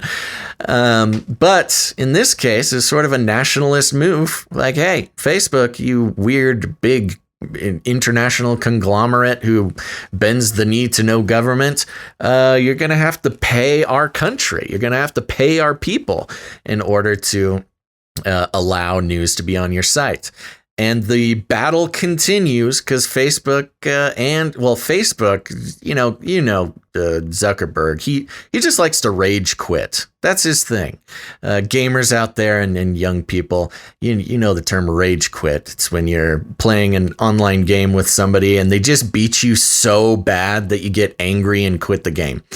And that's what Facebook is doing here. They said, okay, you want us to pay money for news to be posted on the site? Well, you don't get any news. And on top of that, we're shutting down all your news Facebook pages. We're shutting down your government Facebook pages. We're shutting down your neighborhood watch and your charity Facebook pages. And that was sort of their response. But this is very interesting. You know, Facebook with the moves from Apple, that will be stopping Facebook from being able to freely collect all the data they want. That's the numbers on that were crazy. That was going to bring down Facebook's revenue by like something crazy, like 30%. And then, having to pay news organizations for the privilege of having news posted on Facebook, that was going to dig into their profits as well. We're in a situation where big tech, you know, the people are starting, not just people, governments, people, companies, they're starting to push back against their sort of omnipotence that they've had for the past decade. And Zuckerberg's throwing a bit of a fit, Gons. Yeah. Do you think we money, could get paid? Should Facebook pay us for people to post about Canary Cry? Well, that's kind of the idea here. He doesn't mind getting paid for certain things, Facebook, for their services, quote unquote. But if they have to pay for some access, they're like, yeah. Yeah, it's definitely these nations. You were talking about how it's nationalistic, but it's I would imagine it's more of a financial thing for the considering the finances for the nations, for Australia to push back like this. I had this story. Yeah, well, they'll get tax money and stuff too, so it benefits Australia. Yeah, I had this story for a later segment, but because we're on Facebook, I think this actually is a relevant story to go with here. This is dailymail.co.uk. Facebook is taking money from China to promote propaganda denying crimes against humanity targeting Uyghur Muslims. Mm-hmm. So this was published on the 18th of February. Facebook is taking money from China to promote communist propaganda, which denies atrocities against the Uyghur Muslims. An investigation has revealed the Silicon Valley behemoth pocketed Beijing's cash to promote articles which downplayed what Washington has called a genocide in Xinjiang, according to the Press Gazette. China Daily and CGTN, the state-backed TV channel recently banned in the UK, have paid Mark Zuckerberg's firm just a few $100s a time to promote posts to millions of users. It comes as Facebook, worth 560 billion pounds. Oh my gosh. Was today accused of going to war with democracy as it banned Australians from sharing the accessing news on its website after Sydney threatened to force it to pay media companies for using their content. So, yeah, Facebook, while withholding stuff from Australia, seems like they have a bed buddy in China. Yeah, of course. Yeah, so. And did Zuckerberg? I know. Bezos mentioned it, but has Zuckerberg mentioned that he's going to be stepping down as head of Facebook? I haven't heard anything to that effect, but it wouldn't be surprising, especially with all the pressure happening now from governments everywhere. I heard something floating around. I might look that up real quick. Yeah, but this is actually very revealing, I think, this story and just the Australia story, because it shows which what company Facebook is most like, what nation or political infrastructure they most jive with, and it's the Communist Party, CCP, yeah, Communist Chinese Party. So it would make sense that we would see a kind of pushback, and people that are friendly to the communists will continue to use Facebook and not see a problem with it. Yeah, but this is interesting. Looking for that Zuckerberg thing I mentioned, this came out a couple weeks ago. Facebook's Mark Zuckerberg is the last founder CEO in big tech as Bezos steps back. With Amazon's Jeff Bezos stepping down as CEO, Facebook's Mark Zuckerberg is now the only remaining founder CEO at any of the big tech companies. Looking at Apple, Microsoft, and Alphabet, these transitions have produced a mixed bag of results, but all three have seen their revenues and stock price grow since moving from their founders. At just 36 years of age, there are no signs that Zuckerberg is close to stepping away from his role atop Facebook. Huh. Interesting. Yes. I'm sure he's like, so he's the last. Yeah, I know. Yeah, I'm sure he has some sort of king of the hill mentality. And yeah, wow. Okay, that's interesting. Last founder CEO in big tech, Mark Zuckerberg. Okay. Yeah. All right. Well, just another quick cancel culture story here. Cancel culture. And this is from the freethoughtproject.com. Just a brief mention here. Esteemed academic conference on dangers of censorship, reportedly censored by YouTube. The censorship conference was censored. Yeah. An academic critical media literacy conference warning of the dangers of media censorship has, ironically, been censored by YouTube. The Critical Media Literary Conference of the Americas 2020 took place without incident online over 2 days in October and featured a number of esteemed speakers and panels discussing issues concerning modern media studies. Weeks later, however, the entire video record of the conference, estimated at around 24 hours of material, disappeared from YouTube. Organizer Nolan Higdon of California State University East Bay began receiving worried messages from other academics, some of which were shared with Mint Press, who had been using the material in their classrooms, noting that it had all mysteriously disappeared. Quote, "At first I thought it was a joke," said Mickey Huff of Diablo Valley College, California. "My initial reaction was, that's absurd. There must have been a mistake or an accident, or it must have gone or got swept under somehow. There is no violation. There was no reasoning. There was no warning. There was no explanation. There was no nothing. The entire channel was just gone," he told Mint Press. Huff is also the director of Project Censored, an organization that sponsored the event. And it goes on, talks about a little bit of what took place in Parler and stuff like that. But yeah, I mean, this is how China did it, right? If we're going to talk about China, wasn't it like a slow burn? Just really quietly shut down the people that would oppose a free press and just completely take over the narrative. Oppose a free press or promote a free press? Or sorry, I'm sorry. Shut down people that would promote a free press. Right. Yeah. So yeah, I mean, this is China in America, basically. Communist style censorship. So what was this? This was a YouTube channel, or? It sounds like a YouTube channel with an actual conference.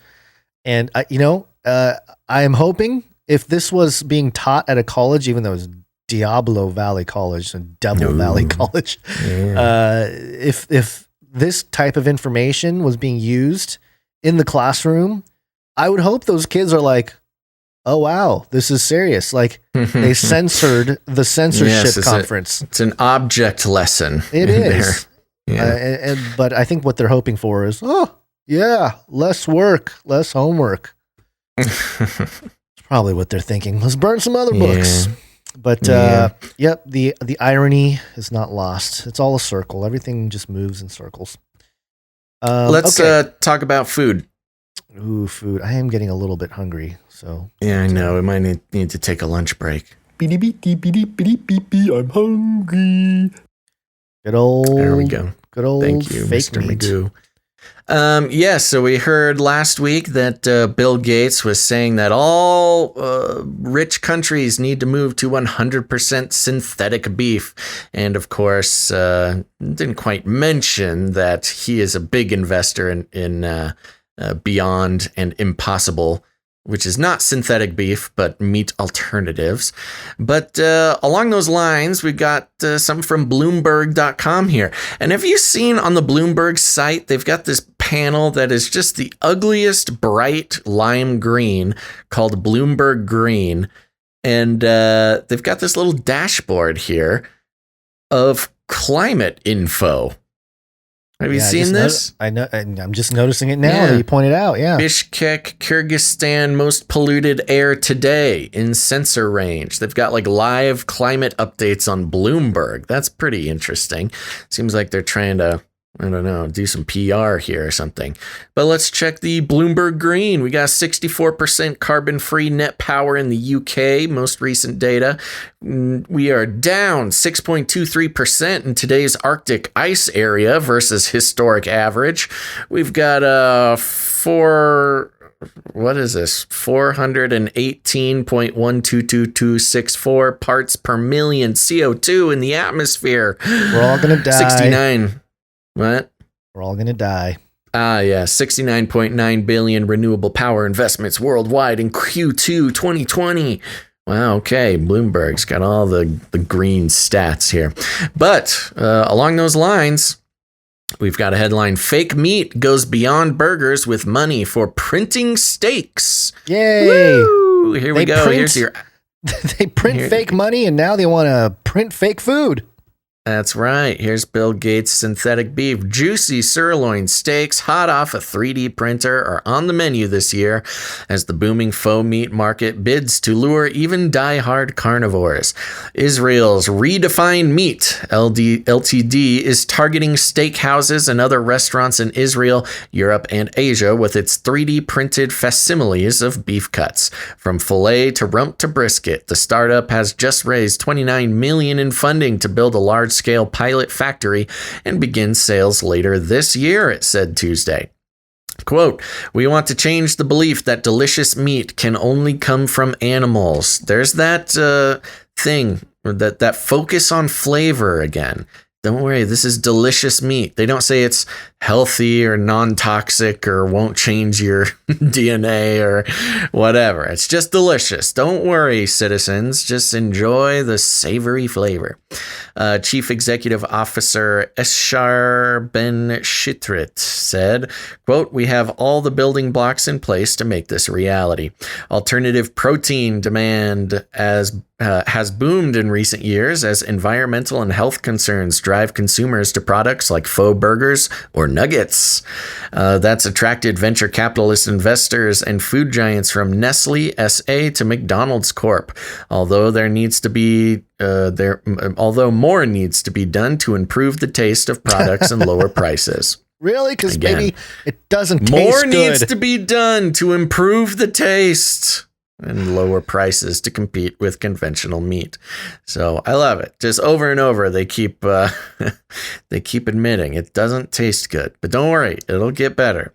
Redefine is trying to take plant-based products to the next level by giving diners the same sensory experience as eating prime beef. Last week, another Israeli startup, Aleph Farms Ltd, unveiled the world's first slaughter-free ribeye steak. Yummy. Barcelona-based Nova Meat Tech SL plans to start selling 3D printed vegan meat to restaurants in Europe this year as it raises funds. Vegan meat. Love it. Vegan meat. Why don't they just come up with their own Call thing? it something else. This. I don't. Don't worry. It doesn't taste good yet. This year, as it raises funds for a production scale-up, CEO Giuseppe Cionti said, while Redefine is still working on flavor, 3D printers loaded with plant-based, quote, ink can print the meat countless times and deliver a complex layering of muscle and fat ink to recreate the right texture. Eat this yummy ink, everybody. It's plant-based, don't worry. Quote, "Our meat today versus some other cuts of meat are the same." The Redefined CEO said in an interview, "You cannot distinguish." Liar! The company has distribution partners in Israel, blah, blah, blah, blah, blah. So there you go, Gons. You missed the very last sentence in this article. The funding is, quote, "a major step toward becoming the world's biggest alternative meat company by 2030. It's the agenda. It's the agenda. 2030. I think they're going to try to outlaw meat. Man, can you imagine if they outlaw meat in 2030? We're gonna. I can't imagine it, unfortunately. Yeah, we're gonna have to we're really gonna have to build a commune with eat your meat now, folks. Some gun turrets that surround the perimeter to keep out any. Right. Got to raise some beef. We need some cattle ranchers to join the commune here. Yeah. All right. That's there's that. You got anything else for food? Oh yeah, I missed this tweet from Bill Gates back in 2015. Whoa. This is Bill Gates' actual account. He's got the check mark and all. "I drank water made from human feces." Here's an update on the machine that produced that water. It's got a link. It's got a picture of Bill Gates drinking water out of a cup. I don't know what to think of it. Other than gross. I don't like this. I don't like the term "it was made from human feces." Made from human feces. What do you mean made from human feces? That suggests not that it was extracted or, filtered. that the feces was a component building block of the H2O. That's water that is a gift from God, this natural thing that happens to quench our bodies, made up of 70% it only water. covers like 2/3 of the planet. But no, Bill Gates wants us to drink water made from human feces. I don't know. My question is, it seems so much easier and so much, more reliable to, quote, make water from urine. Why feces? Was there just not enough water in urine? They needed to extract it from something that was so not water. You know, the other thing, they haven't thought this through. If everybody's drinking this water and eating fake meat, our bowel movements aren't going to be the same either. So, even the water quality might change according to Bill's thing here. Dun, dun, dun. The article that it links to is from August 2015. It's by Bill Gates. Update, whatever happened to the machine. He wrote it himself? Apparently. Wow. Earlier this year, I shared a video where I drank water made from feces. My review, it was delicious. Is this fake? It was delicious. This water is delicious. Today, the machine that produced the water, the Janiki Omni Processor, or JOP, is in Dakar, Senegal, as part of a pilot project that could ultimately save lives and reduce disease in poor countries. Here's an update of where things stand, and there's a video. I don't necessarily want to watch the video, but it's all to save the children, Basil. Don't you get it? He's trying to save the children. And then what's one thing that can save the children? Water from poop. Yeah, great. The other thing is, one of the things that Aleister Crowley, the occultist person in the world, the self-proclaimed beast, 666, he ate feces as part of his process to try to his magical rituals. Magic rituals, yeah. So this is just Bill Gates just trying to bring magic to all the lesser fortunate people in the world by giving them this machine that turns poop into water. Lynn K on YouTube says, too much money plus too much time. That pretty much explains it all, I think. I think this is Bill Gates, his final form, revealing the facts about what is actually going on. Everything they've built will fall, and from the ashes of their world, we'll build a better one. And, while we're at it, while we're exploring new clips, I think this story of Bill Gates trying to solve the world's poverty and sanitation and water problems by making water from feces, this is a great time to play the Star Wars clip. Oh, yes. The Star Wars clip that you gave me that goes something like this. Congratulations, you are being rescued. Please do not resist. Hello, poor people who have trouble with finding water and sanitation. Congratulations, you are being rescued by Bill Gates. Please do not resist. This is How are you going to do it, Bill Gates? Are you going to give us money? No. Drink your own poop. Drink your poop and take this needle. Another view on YouTube is mentioning, he's making a good point, which you can get, there's a lot of great water solutions being invented. Mm-hmm. And one of the best ones is you can just get water straight from the air very simply. What? So, no, that is too simple. Instead of putting money into these systems that can give a village all the water it needs just by collecting it from the air, instead of that, he's focusing on the poop water. Oh, jeez. Poop water and needles. Yeah. Let's take a quick break. Okay. It's break time. Come on, take a break. Okie dokie, folks, we're going to take a quick break real quick and thank some producers. But before that, keep in mind, after the break, we've got some UFO news that you're not going to want to miss. Let's see, some NWO news you definitely don't want to miss. And then we're going to end with something good, taking a look at possibly the benefits of conspiracy theories from Psychology Today. But before that, let's thank some producers, Gons. And for those of you out there who might be new to the show, we are on the value for value model, which means you may have noticed we don't read any ads. We don't give out any affiliate codes. We simply run on the very basic concept, which is we put out value 3 times a week.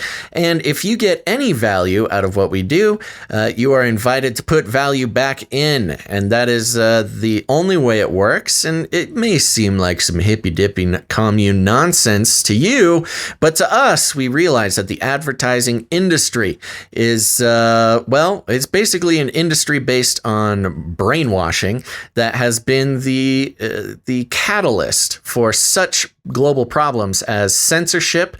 Often in the censorship argument, you'll talk about advertising being the reason you need to censor certain types of content. It's also it is the reason why big data, privacy concerns, mass data collection were invented. Some people, they hear me say that and they think I'm making some sort of obscure connection.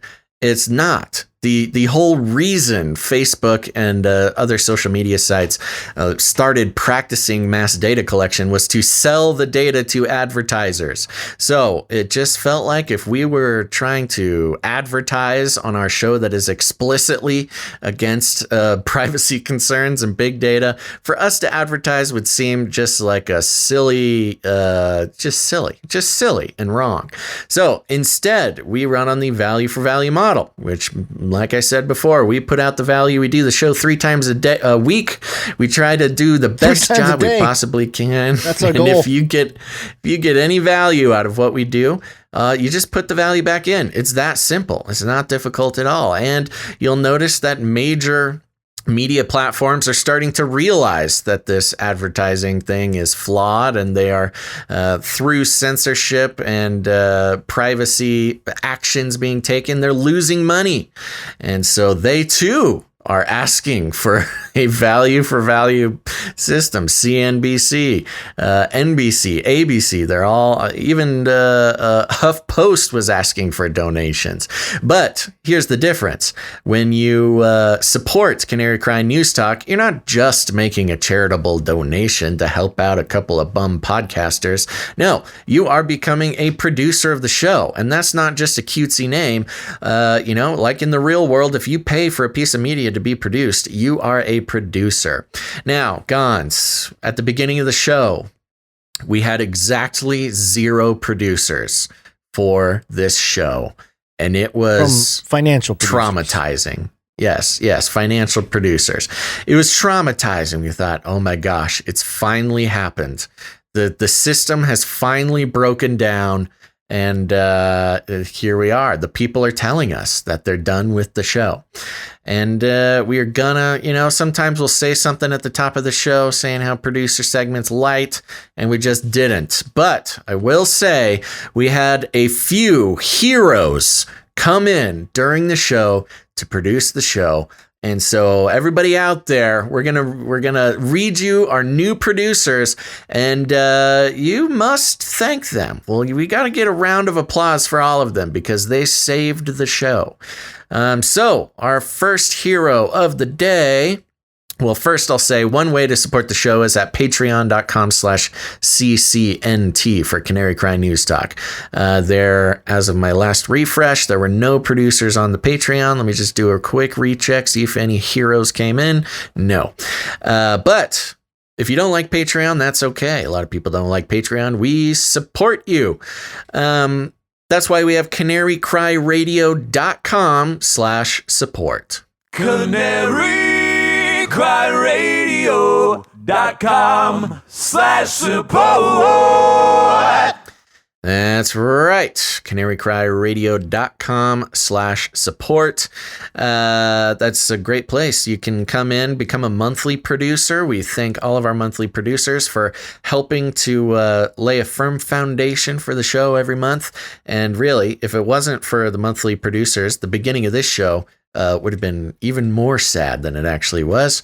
But let's see. You can also come in with a one-time producership in any amount, and that's exactly what these producers did. There's also cryptocurrency and a couple other fun ways to produce the show. But Gons, what are the names of our heroes that came in during the show? All right. So thank you, producers that came in on PayPal during the show. The first one is producer Shield Labs. I think it's Casey. Yeah, producer Casey there. Thank you very much, producer Casey. And they said, Canary Cry movie poster contest entry, Gons with the Wind. Now someone make an art for it. Make an art for it. Yes. That brings me back. Make an art of it. Oh, of it. Sorry. Yeah. I'm having trouble reading today. Yeah. It was a nickname of mine when I was a kid. People used to call me that. Gons with the Wind? Yeah, they said gone, but yeah. Close enough. Wow. Okay. So you're used to it at this point. Yeah, tapping into some history there. Oh. So call for that. Next up, producer Philip. And Shield Labs came in with $3.33. Illuminati. Right. Little mini Illuminati handler. Yeah. Producership. Yes. Producer Philip E. It says, Watcher. Thank you very much.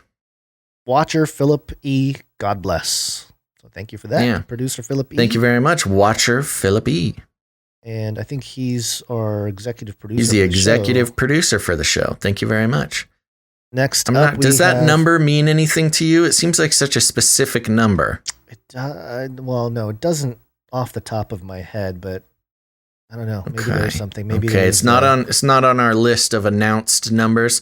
So, producer Philip E., if that means something, let us know. Could be a passage reference there or something. Mm-hmm. Next up, producer Tracy R. Thank you very much, producer Tracy, coming in with the 33 Illuminati handler producership. Right. She says, "Thank you for your faithfulness as watchmen. Love you guys." Well, we love you. Love you back, Tracy. Thank you for that, producer Tracy. And next, we have producer Ciara. Oops, wrong Thank button. you very much. There it is. And she says, tomorrow's Zoom hangout is Basil themed. We'd love for you and fellow Canarians to join us. And she's talking about the once a month hangout. I think it's a Zoom hangout. Yes, the Canary Cry Zoom hangout, the meetup. We got the thing up on the thing here? Yep. She sent the flyer. Okay. Yep, yeah, so this is fun. We haven't mentioned this in a few episodes, but I think once a month or twice a month, a bunch of Canary Cry peeps get together, do a big Zoom hangout. It's always fun. And this sounds interesting. Tomorrow's Zoom hangout is Basil themed.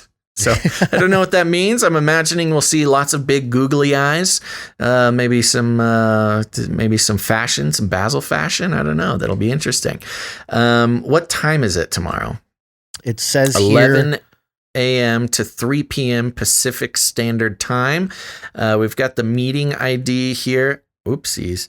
Whoa, I just made our stream full screen and it is taking over my virtual world. Oh gosh, how do I get out of this? Yes, let's see. Should we give out the meeting ID or do we have her email again? She said it was fine if we give out her email. It's at the bottom here, ciaralauren93@gmail.com. It's ciaralauren93@gmail.com. And we'll also send an email.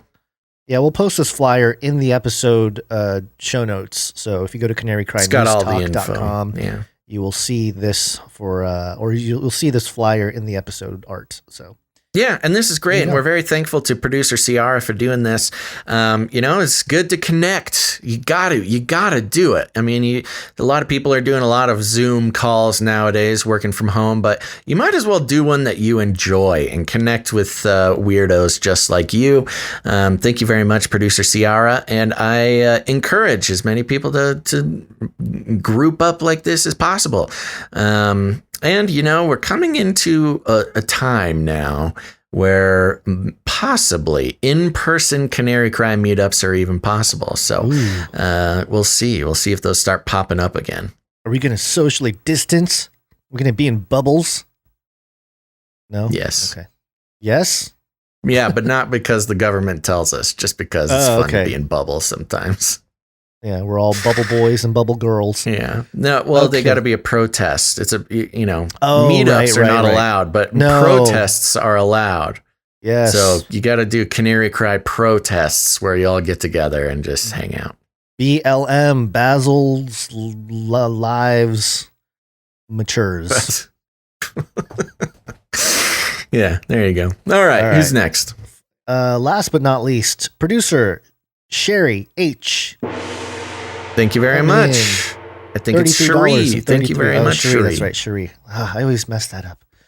$33.33. And she says, hello, dear friends. Coming in with the classic dog whistle amount, signaling to my peeps. Does that make me your handler? LOL, love you guys, and God bless. Well, you're competing to be... You're in the pool of handlers.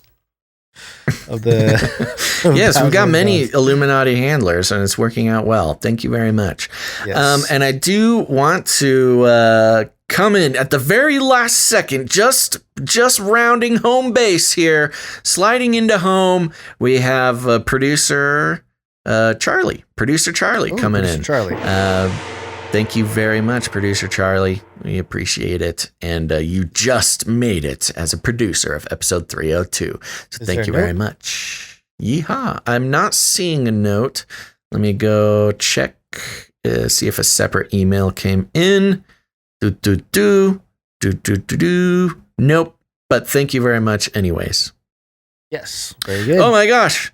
And coming right behind Charlie, we have I'm just going to get these out of the way since we're technically still in the producer section. Thank you so much, guys. We got producer Paula W. All right, Paula W. Play the thing. There we go. Thank you very much. You want to type in Paula and Charlie? You did already. Okay. Thank you to all of our producers of episode 302, our financial producers. We truly can't do the show without you. I saw some comments while I was describing our current situation for this episode. Somebody telling me not to be so dramatic. Truly, I mean, it is funny, and maybe I was being a little dramatic, but it is also serious. It's not serious. So our heartfelt gratitude goes out to all of our producers, and but financially is not the only way to produce the show. Gons, what else can they do? You can give us timestamps for the show, and that's Jade Bouncerson. Thank you very much. Thank you very much to do that. And you can send in jingles as well. Today we have a couple jingles to share. The first jingle we have is, I got to switch back a different page here. B-Dubs brought in the Hive Mind jingle. Hive Mind. Collective consciousness. Hive Mind. Ooh. Yeah. There we go. Very nice. Thank you, B-Dubs. Yeah, that is a good one. We did need a Hive Mind jingle. I think we will talk about the Hive Mind so much. I know. We reference it enough, and I think there's enough stories out there At about least it, once an episode. It's hard to ignore the Hive Mind. Yeah. There's a Tesla quote, too, that I think I tweeted it out yesterday. He was on top of it, man. He was talking about communication and how we're all just going to... The Earth is going to turn into one giant brain, and I mean, they all seem to say the same thing. I also want to thank Marcy for sending. We're mentioning the roots of the advertising industry and how it is literally meant as mind control. That's not right. hyperbole. And Marcy, thank you very much, sent us an email talking about, it was Edward Bernays. I forgot his name last episode. So Edward Bernays is the father of advertising in the mid 20th century there. And he was the nephew of Sigmund Freud. Right. So that shows you the connections and the influence that was going into advertising as an industry, as a mind control device, and there you go. So I got to add that into my little spiel. I got to remember his name, Edward Bernays. Yeah, Bernays.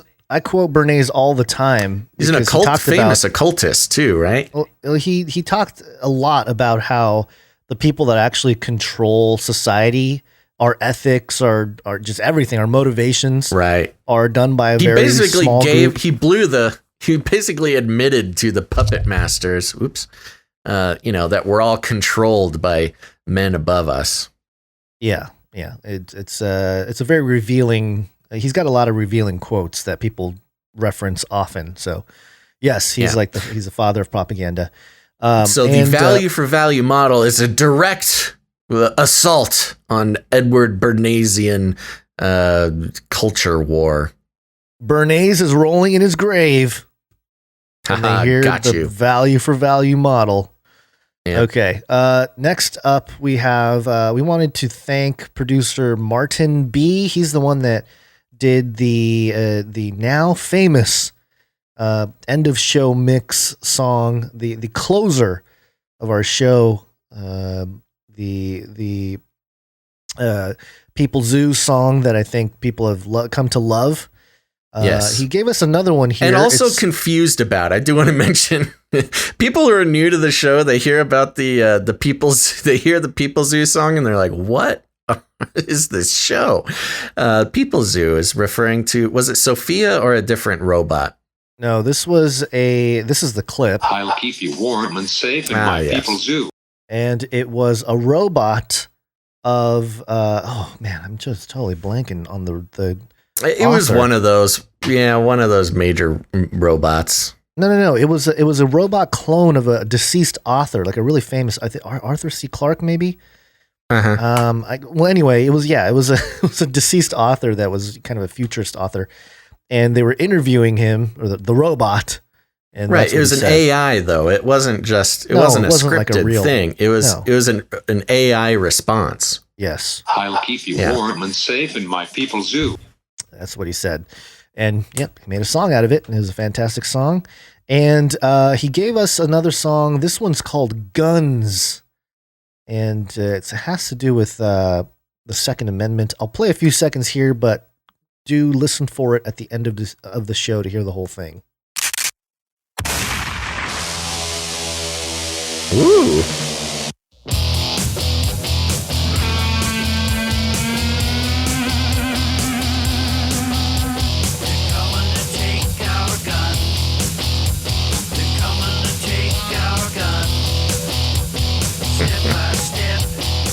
So there you go. Well, you guys can hear the whole thing at the end. I would like to think that he's saying they're coming to take our guns. Just they're selfishly. They're coming to take our guns. They're coming to take our guns. Yeah. He didn't get vaxxed, and now we'll take them away. The intro of that song has a very Iron Man. That's I like Black it. Sabbath Savvy. Iron Man vibe. I was waiting for the I am Iron Man. Ozzy. For those you metalheads out there. Ozzy. Yeah, Ozzy, we know Ozzy, Gons. We know Ozzy. All right. I saw Ozzy live, by the way. I know. I got to go backstage and stand kind of next to him. Oh, did you feel the arcane evil? No, I thought he was going to fall. I was like, wow, this guy is able to do rock concerts. He looks like so. This was before he got clean. Oh, I don't know. It was like 1998, 1999, something like that. I don't know. Yeah, so it was a while ago. On my Ozzy he was timeline, spraying the crowd with a giant water hose. It was a good time. Yeah, okay. That was back in the days when you could bite the heads off bats and not get coronavirus. Yeah. No, this is It was a good decade after the whole, biting off bats and snorting ants and all that stuff he did. Crazy, crazy man. Anyway, look for that. Producer Martin B., thank you for that. And the other way you can support the show is with your art. One art, please. And we got a handful of art to share with everybody here. First up, we have one from producer Grace. Woo! I think this is, yes, producer Grace.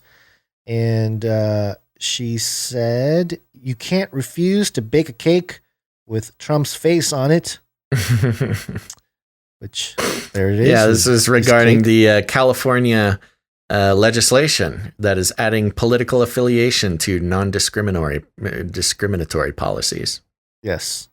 And then... so everybody go get a Trump cake made. Yeah, make those cake people work. And the next one is, what is he, Voldemort? The one who shall not be named? And yes, this was regarding... Biden, not saying Trump's name during the video, saying the past guy, the old guy, the guy before. Because he's afraid that CCP will take away his money or something if he mentions his name. And then he just doesn't want to feed Trump's ego by mentioning his name. Right.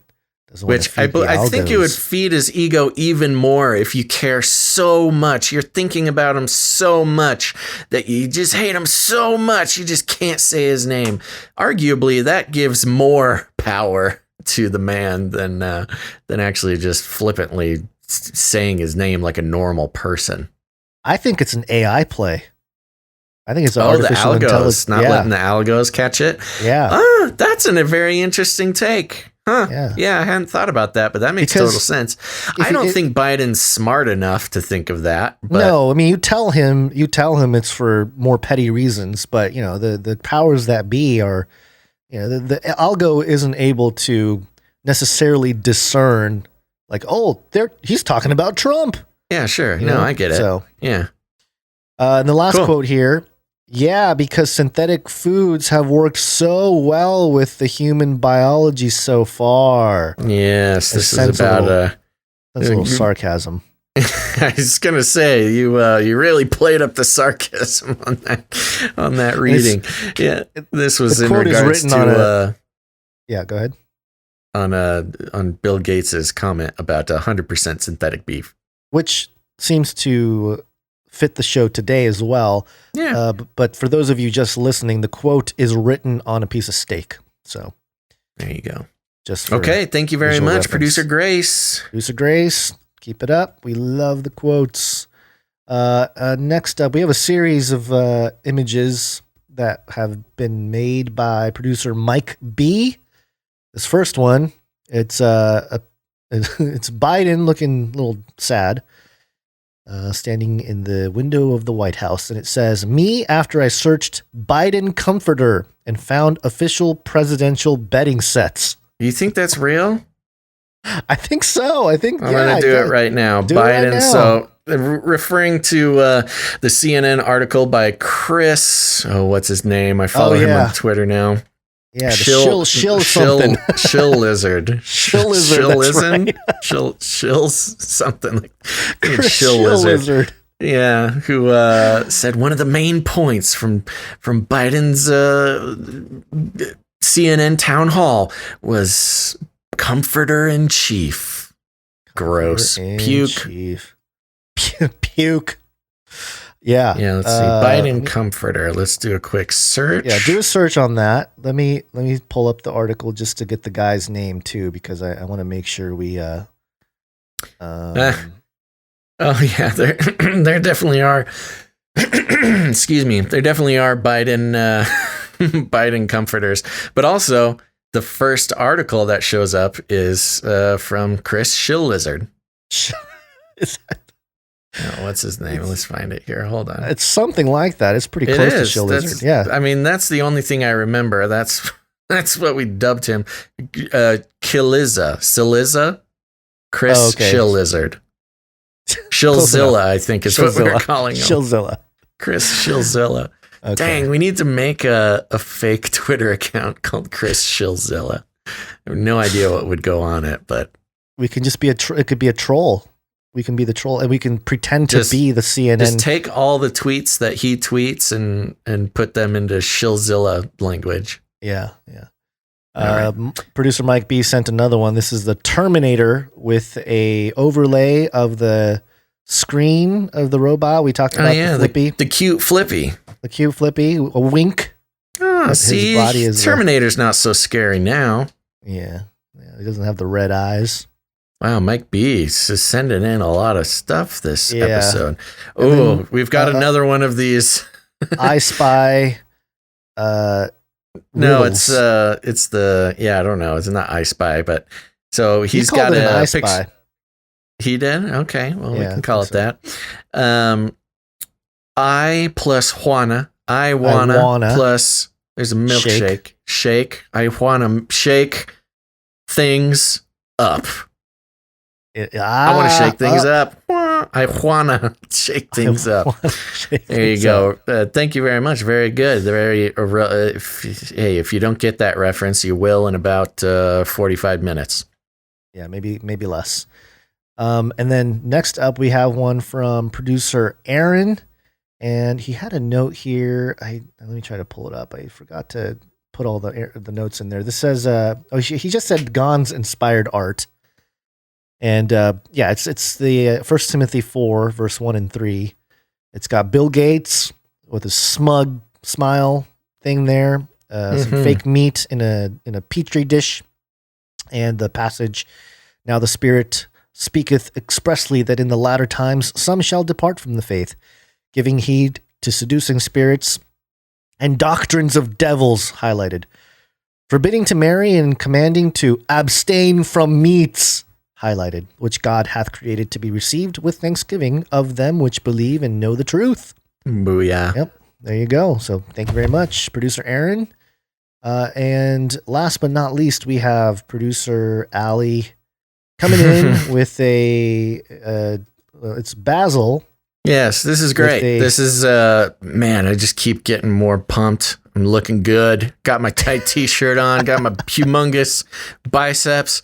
Got my googly eyes on. I feel like the googly eyes are getting bigger too. Maybe when I work out, the googly eyes grow. Also, I got a cat on my shoulder. My t-shirt says "veganishest boyfriend ever." Referring to my I wasn't vegan, but I was vegetarian-ish for almost 10 years, with the exception of I would eat pepperoni and bacon. But isn't that I'm basically holding okay? No, because I wouldn't eat it every day. I just would not turn them down. But in my look, I'm not trying to glorify my vegetarian days. Okay, I know it was ridiculous. I'm just saying I'd spent some time in that world. But 1 foot in, 1 foot out. But in my hand, I'm grasping a handful of. I think that's bacon. Yes. What is that? Is that bacon? Do we have a note? We just want to make sure. It looks like bacon. I think it's bacon. Fistful of bacon is the name Yes, of I've got the a giant piece. fistful of bacon that the cat on my shoulder is very interested in. Yeah.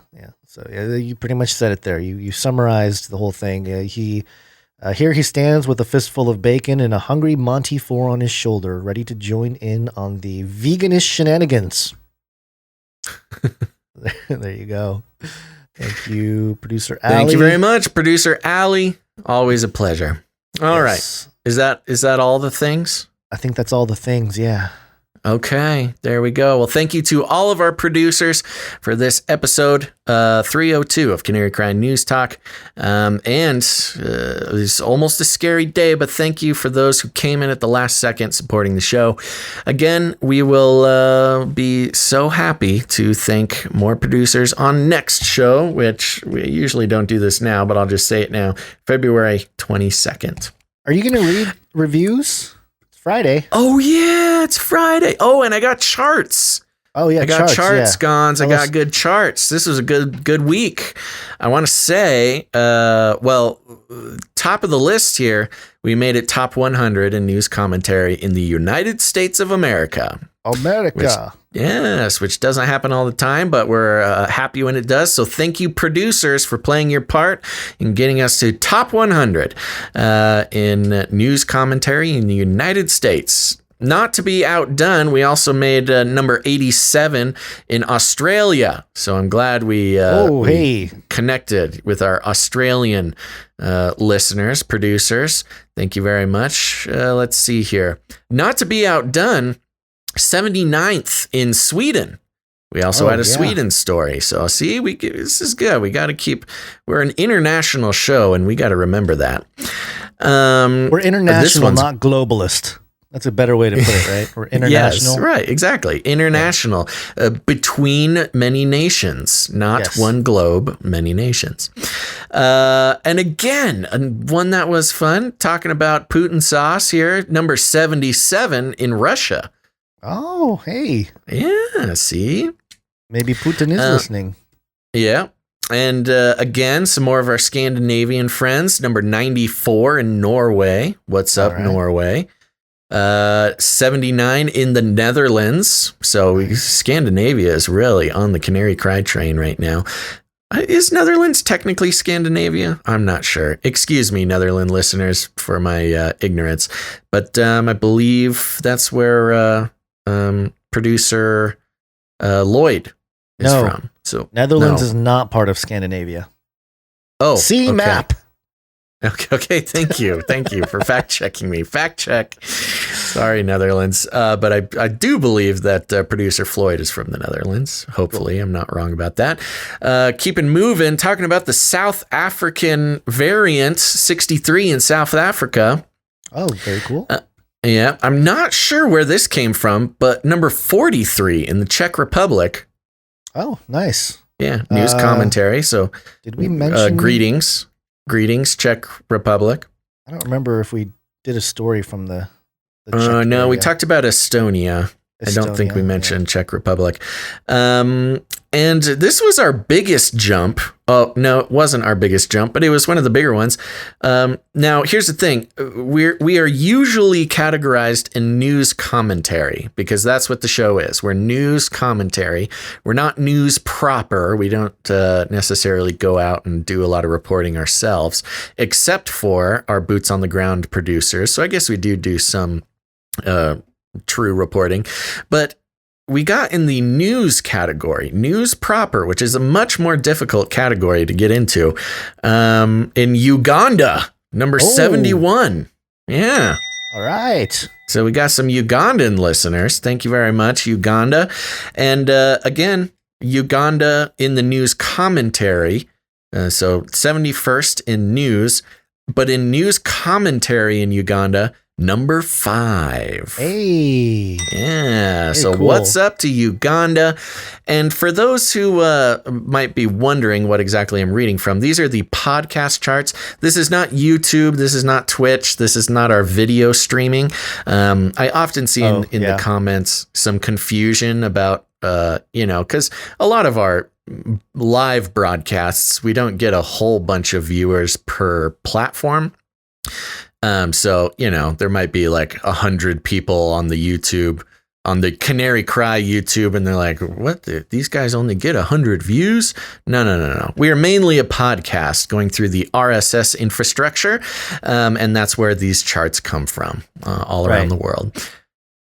So thank you very much to all of our international listeners for getting us on the charts. Okay. Now, time for reviews. Thank you to everybody who left ratings and reviews. This is awesome. It really helps spread the show again on the RSS feed, the podcast infrastructure. And here we go. These are coming from Canary Cry News Talk on Apple Podcast. And this is from Jonesy76. 5 stars. The worst part is when it ends. At first, I wasn't sure about the show. We get that a lot. But after listening for one episode, I found Basil and Gons to be very informed and up to date with current events. Whether you are a believer or not, this is a well-rounded and surprisingly intellectual show with subject matter. It's kind of like a low expectation type situation there. And then I think that's great. I think surprised. Sorry, I like it to be surprisingly intellectual. If we were explicitly intellectual, it would kind of be boring and snobby. Oh, it would be NPR. It would be NPR. Yeah, exactly. Today So on being NPR. surprisingly intellectual is about the best compliment that Jonesy could have given us. Thank you very much. With subject matter ranging from futuristic robot technology to microbiology and how it's being implemented into our daily lives.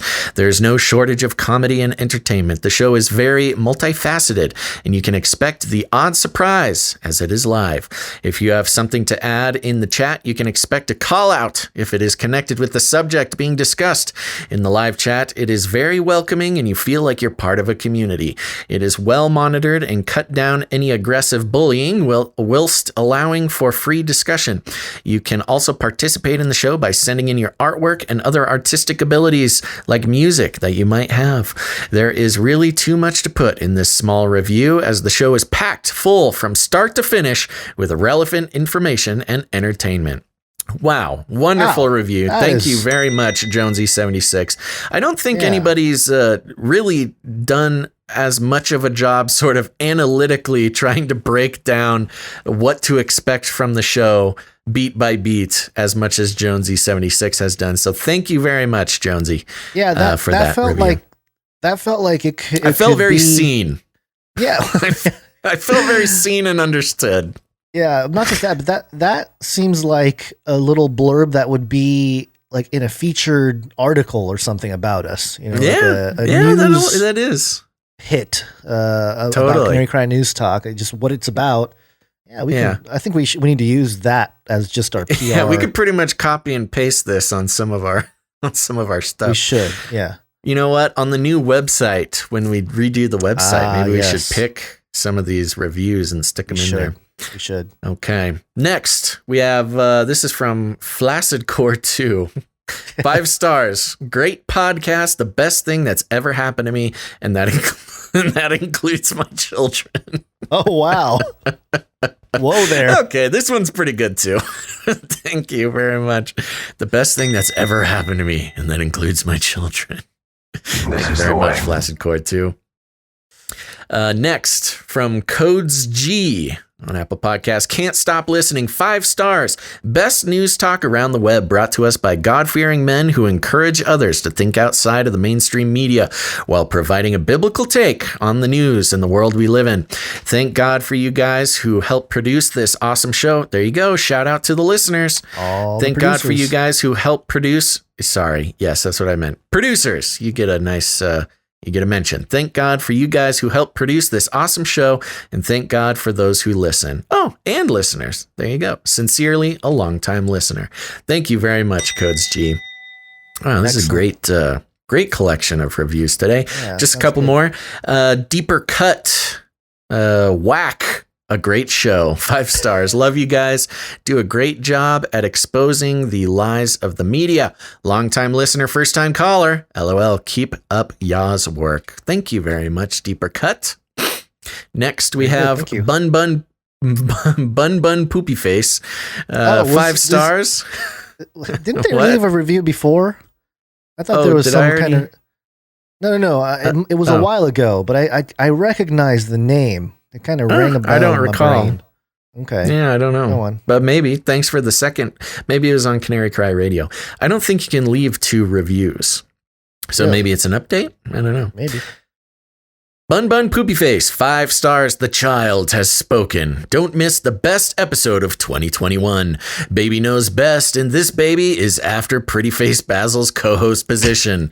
With the heart-melting cries of sheer hunger, he conquers the timid screech of Basil's pubescent T-Rex roar, his sad, scratchy, gusher-guzzling Super Bowl announcements, and is pleased to cut to the break. The child will not be silenced. He rises in victory with a hiccup at 1 hour and 21 minutes and 13 seconds and a burp during Basil's rant on his money-hungry power grab for mayor. Hashtag Team Baby. Hashtag Baby for co-host 2021. There you go. Referring to your son's explosions, which happened a couple episodes in a row, which was a delight. Yes. Yeah. We remedied the situation for now. Yes, it was a big fan. I was trying to keep the show going, but people just wanted more baby. So there you go. I answered to the producers, and the producers have spoken. All right. Okay, couple more here. I can't remember the last time I read reviews. So we kind of have all of February we're going through here. This is from 757 Hooligan, the best, 5 stars. These guys are my go-to podcast. They provide an insightful, intelligent, entertaining, and biblically grounded take on today's events. So thankful to have found them. God bless. Hashtag Team Basil. Hashtag gout causes tooth pain. Okay. Thank you very much. So we've got hashtag Team Baby, hashtag Team Basil. Next we have, we may have read this one, but I'm going to do it anyways. Deluxeson Killer. 5 stars, 6 stars if I could. I've been listening for a few years. Sorry it took me so long to give a 5-star. You guys have a great show, and I love listening to each episode while I'm at work. My only issue is that you guys need to do a show on Tuesday and Thursday. That one was a repeat, but I'm happy to do it. Thank you very much, Deluxeson Killer. There you go. So yes, we have a call to do a show every single day, which would be a good way for us to lose control of our lives completely. It's very, very true. Yeah, I don't think people realize the time it takes to prep these shows. It's a lot. It's a lot. The actual it's a show full itself, work day. and then a For post sure. stuff for the show. Yeah. Start to finish, and everything in between. It's definitely a full 8-hour workday on show days. And then we're also doing stuff not on show days as well to keep the thing running. So yeah, there you go. But maybe someday if producership allows, we could do every day. We'll see. Okay, there we go. Those are all the reviews. Thank you everybody so much for leaving those reviews. They are wonderful. And as usual, they help the algorithms spread the show. It's very important, sometimes. Again, not being hyperbolic, it's very, very important for the show to get these reviews. And Gons and I read them all ourselves, and we also read them on the show. So do it. If you haven't done it already, leave a rating and a review on Apple Podcasts. I was feeling a little strange about specifically calling for Apple Podcast reviews because, there's dozens of places you could listen to the podcast version. So I always try to include Stitcher and stuff like that. But I looked at our stats. Everybody listens on Apple Podcasts. I mean, the very few people listen on non-Apple Podcast apps. Not that I want to promote inequality for you Stitcher and Podbean and you SoundCloud listeners. But there you go. Leave a review wherever you can. Okay. I think we did it now. Are you ready to wake up? Yes, it's wake up time. Hey, yo, wake up. Wake up, folks. And let's start things back up with story about UFOs. Or it's not really a UFO, but aliens. It's not really aliens either. Uh-oh. What am I going to go with here? I will go with I'll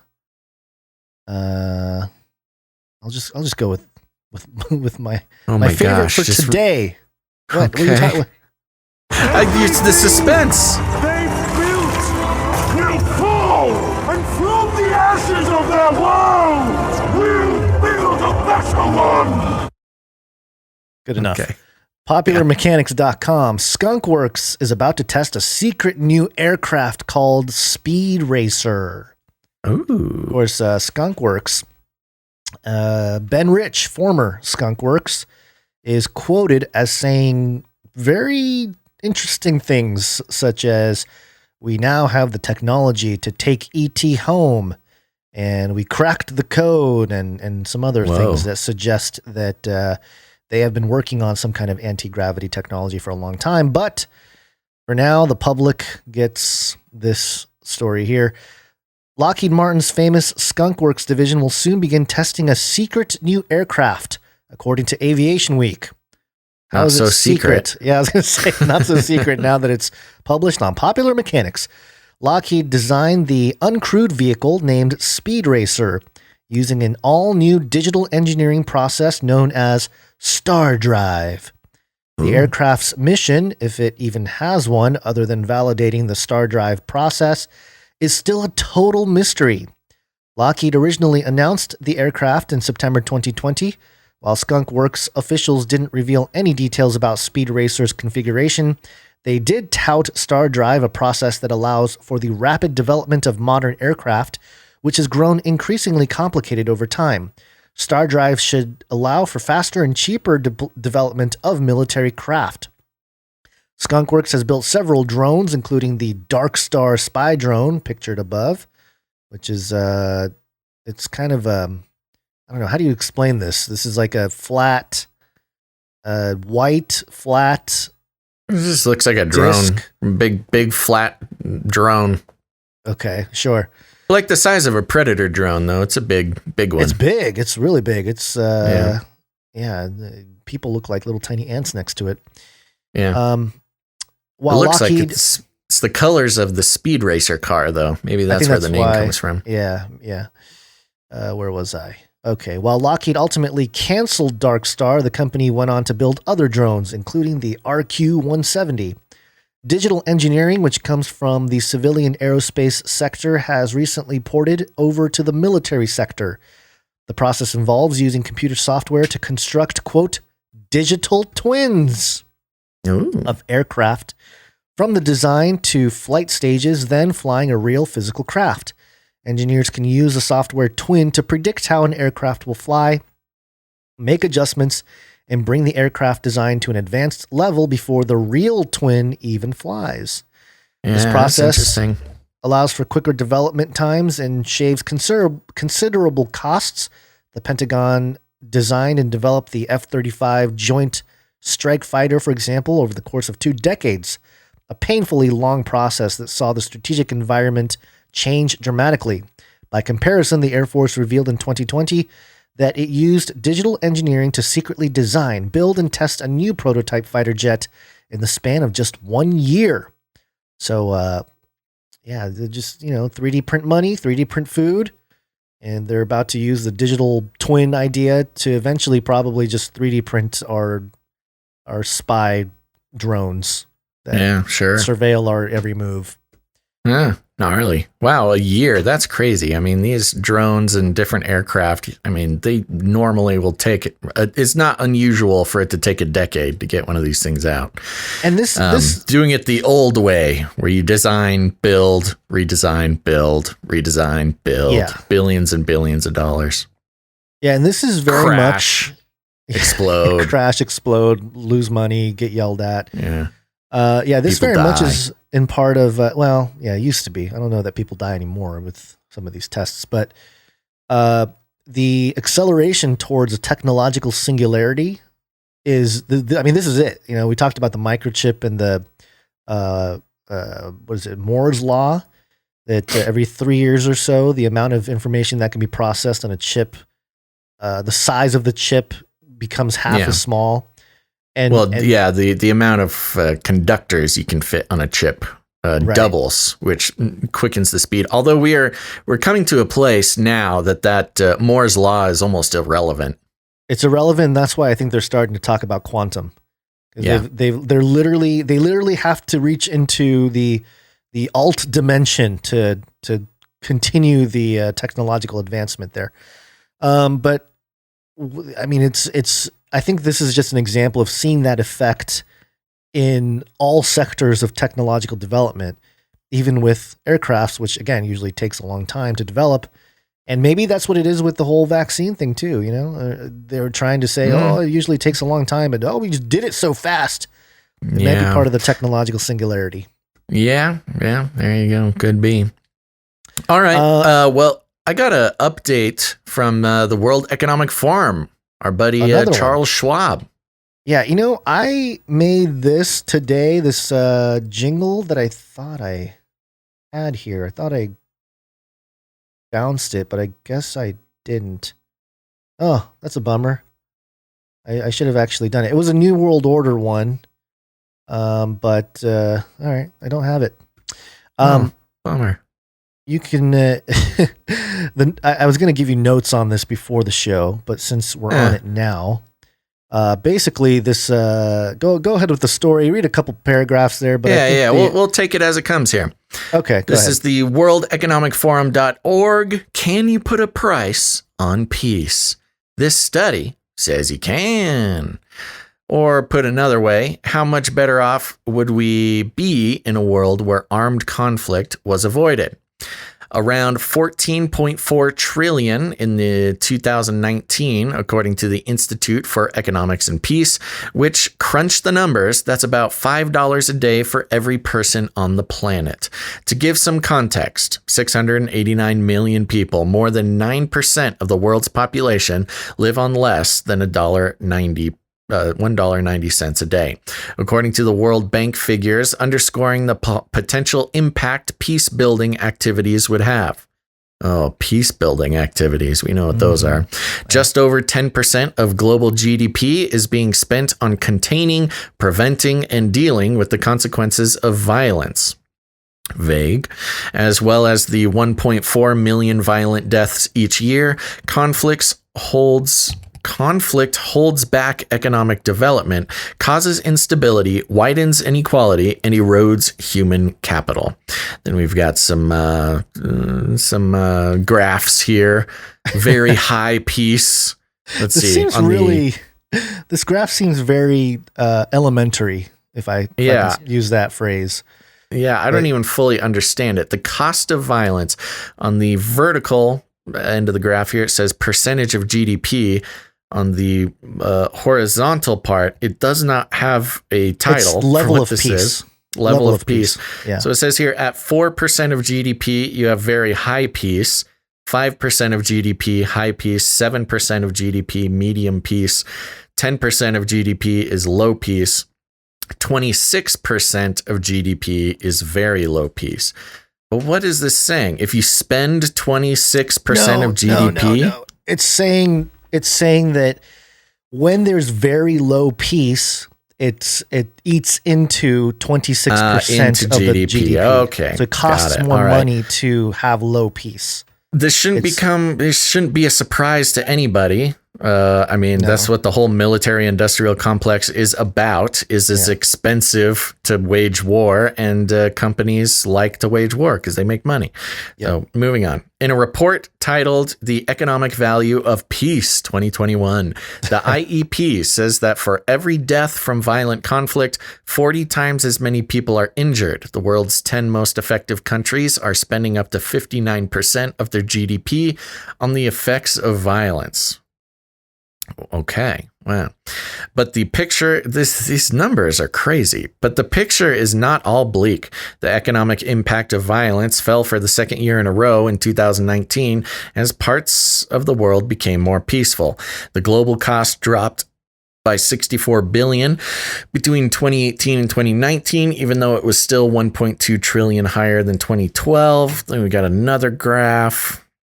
In 5 regions of the world, the costs increased in 2019. The biggest jump was in Central America and in the Caribbean, where a rising homicide rate pushed the cost up 8.3%. Okay, so they're not just talking about war. They're talking about all violence. All violence, yeah. Okay. This just seems like that's how you measure peace, Basil. It just seems like some mathematicians were just bored someday, but let's try to get to the point here. Syria, with its ongoing civil war, suffered the greatest economic impact, with almost 60% of GDP lost to conflict in 2019. That was followed by Afghanistan at 50% and South Sudan at 46%. The report makes a direct link between peace and prosperity. We didn't need mathematicians to tell us this, but okay.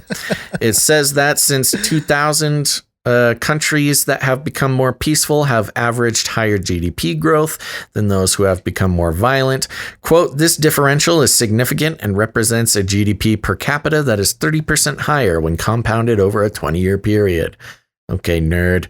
The report says, adding that peaceful countries also have substantially lower inflation and unemployment. Okay, no kidding. Tell me some I don't know here. Come on. Quote, small improvements in peace can have substantial economic benefits, it adds. Quote, for example, a 2% reduction in the global impact of violence is roughly equivalent to all overseas development aid in 2019. Equally, the total value of foreign direct investment globally only offsets 10% of the economic impact of violence. Authoritarian regimes lost an average of 11% of GDP to the cost of violence, while in democracies, the cost was just 4% of GDP. And the gap has widened over time, with democracies reducing the cost of violence by almost 16% since 2007, while in authoritarian countries, it has risen by 27% over the same period. The report uses 18... Hold on, wait. Is that saying that democracy is reducing the cost of violence? Or is that saying they're able to have the same amount of violence but make it cheaper? That's interesting. They are not distinguishing between...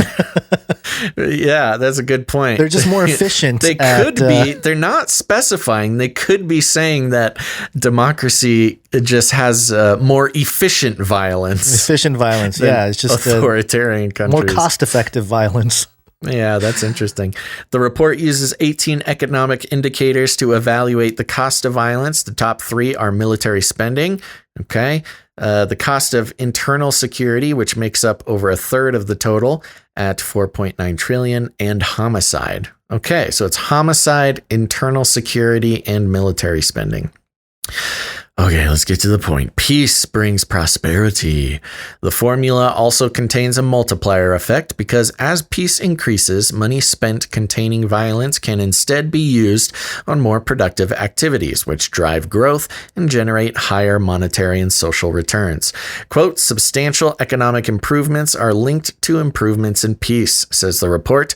Therefore, government's policies should be directed to improving peacefulness, especially in a COVID-19 environment where economic activity has been subdued.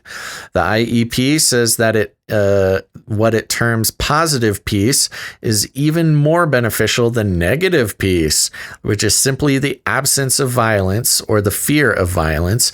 Positive peace involves fostering the attitudes, institutions, and structures that create and sustain peaceful societies. The foundations of a positively peaceful society, it says, are a well-functioning government, okay, sound business environment. Yeah, great sound business environment with COVID-19. Acceptance of the rights of others, good relations with neighbors, free flow of information. Thank you, Facebook and other censor platforms. High levels of human capital, low levels of corruption. Okay, thank you, CCP, and equitable distribution of resources. The World Economic so socialism is what brings peace. The World Economic Forum's report mobilizing the private sector in peace and reconciliation urged companies large and small to recognize their potential to work for peace, quoting the former Goldman Sachs chair. Okay, good. Get the Goldman Sachs chair in here. The late Peter Sutherland, who said, quote, business thrives where society thrives. Wow. That was kind of a whole lot of nothing there. Whole lot of nothing. And I like how at the end of the article, their punchline to really wrap up what they're trying to say is former Goldman Sachs chair, which Goldman wasn't, they were slammed for doing all kinds of crimes, financial crimes, right? Yeah, wasn't a great guy. Pretty high Goldman corruption. Sachs. Yeah, I wonder what Halliburton and Raytheon and all of our other military contractors think about this. I don't know if they think that they make more money when there's peace. And this article, because it's the World Economic Forum, we know that this is kind of how the elite circles want to start having the discussion of, they don't mention the phrase here, but stakeholders capitalism. I think this is directly tied to that because they're using GDP as still a metric, right? And they're connecting, or they try to connect this idea of violence levels to the financial infrastructure, and then trying to justify like, oh, look, we save money when we're less violent, based on what? Less corrupt government. Yeah, all the things that we've never had. The things that we've never had, and the things that are part of the conversation with stakeholder capitalism. I think it's the same stuff they were talking about. Yeah. Well, now the interesting thing with this also, and is that this is coming from a globalist perspective. Yes. Remember, the World Economic Forum is the premier globalist agenda moving organization, because they're talking in a global sense here, where if everybody's peaceful, everybody will benefit. What they fail to mention is that, and now everybody knows I'm no warmonger. I abhor, the military industrial complex is ridiculous. But like in the case of America and any war, when there's a war, the winner almost always comes out significantly richer than they were before they went into the war. And not all the time, but in they can shape the narrative. Yes. In modern warfare, the most prosperous times for at least America has been directly following a war. So it's interesting to see this compared to like with American history. And look, I'm not promoting that America gets into any more wars, but that's part of America's prosperity plan, albeit evil, is to stay in perpetual war because you can benefit from perpetual war. And that's why the Middle East has been such a target for so long. We go to war, whether it be official boots on the ground war or economic war or war of intelligence, whatever it is, war is very profitable. And that's why we are in the place that we are in. But in this world economic situation, they're talking about, notice how they don't mention the stats for any of the winners of these wars. They mention specifically the losers of wars costing, and civil wars in general, which it could be said that, a civil war is all loss for the most part. It's preferred probably because it truly the people behind both sides of the war are the ones that benefit, and the nation itself or the region itself, they suffer collateral damage, everything, all kinds of damages, even economic damage, of course. But the ones that do get rich are the ones that are behind the manufacturing and providing the tools necessary to fight the war, the host, basically, of such wars. Right. And, the article, this line right here, the foundations of a positively peaceful society, it says, are a well-functioning government. World Economic Forum is a global institution. This is barely an institution. It's a club of rich guys. Okay. Club of rich guys. Have they done anything to help governments function better? They wrote this article. And they have business environment. They have their their wellness retreat every year, the World Economic Forum Davos Summit. Yeah. Where politicians can go skiing. What was the term that woman used? Slither around on the ice. That's right. Acceptance of the rights of others. The World Economic Forum. Sure. How are they doing with that one? Well, I'm just trying what are the rights of others to the World Economic Forum? I mean, that's the thing with the World Economic Forum. The rights of others. You mean the rights for us to determine our own future and not have a global cabal of rich people gather at a ski resort and decide our fate? Is that what he means? I don't think that's what he means. Good relations with neighbors, free flow of information. How much of the true I'm not going to say conspiratorial, the collusive information that is discussed at the World Economic Forum do you think is free flowing in public? Maybe 1%. Yeah. High levels of human capital, low levels of corruption.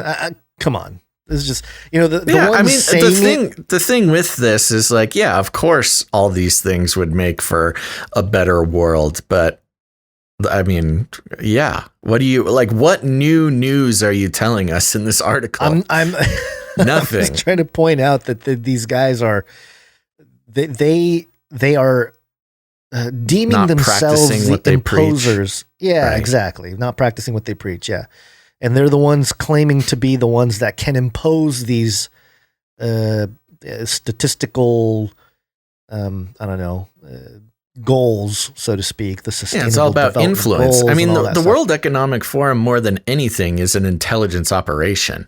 Oh, you know, it's a social engineering tool. And so there you go. That's why we all need to trust the plan. Wow, way to bring it all. It's a Trust the World Economic Forum plan, folks. What are y'all complaining about?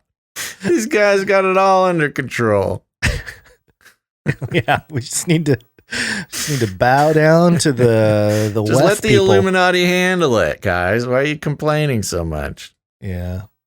All right. Well, we got one more story here for you. I'm labeling it as something good. Although you guys you can all be the judge. Tell me something good. And there goes any kind of free press there. We probably there's just got dinged. There's our copyright strike. Yeah, copyright strike. PsychologyToday.com.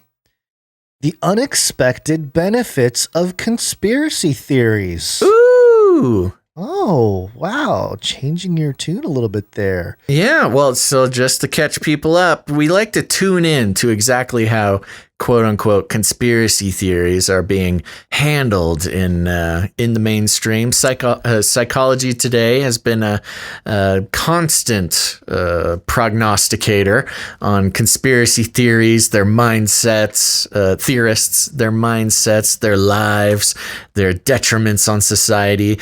This is the first time we've seen something positive about the conspiracy theories. Yeah, I'm going to read it all the way through, and it's hilarious because there's an update at the end that it's good. Okay, let's just get through it here. We all know that conspiracy theories are bad. Do we? Oh. Do we all know that? Okay. I didn't realize it was just all bad. Obey. They cause people to make outrageous claims and do misguided and sometimes dangerous things. Oh, like do a podcast. Like do a podcast or stand on... Or buy Bitcoin. Or draw moral boundaries on things. We say an idea is a conspiracy theory when we want to completely discount it and to discredit its speaker. Hey, that's a moment of self-realization I was not expecting. Yeah, I think this author self-awareness, rather. Ewan Morrison was having, I think he had an existential crisis because it has something to do with his family. We'll get to it here. Okay. There are, of course, many conspiracy theories out there that seem plain insane. The moon is a hologram. The earth is flat. And these things are being hidden from us by the NASA, NATO, Illuminati, New World Order conspirators, who may also be a super race of lizards who arrived in UFOs. Well, see, that's just erroneous. They did not arrive in UFOs. They stepped through interdimensional portals. I know. This get your guy's facts just right. being insulting. However, I'd like to explain why I believe there are some psychological benefits to believing in conspiracy theories. There must be, as 50% of all Americans reportedly believe in one conspiracy theory or another. It works for them. Playing devil's advocate, I like to try to work out what the unexpected and even unintended benefits are for some people of investing in a conspiracy theory. Talk about walking on eggshells there. Ooh, investing. Should we make a conspiracy token?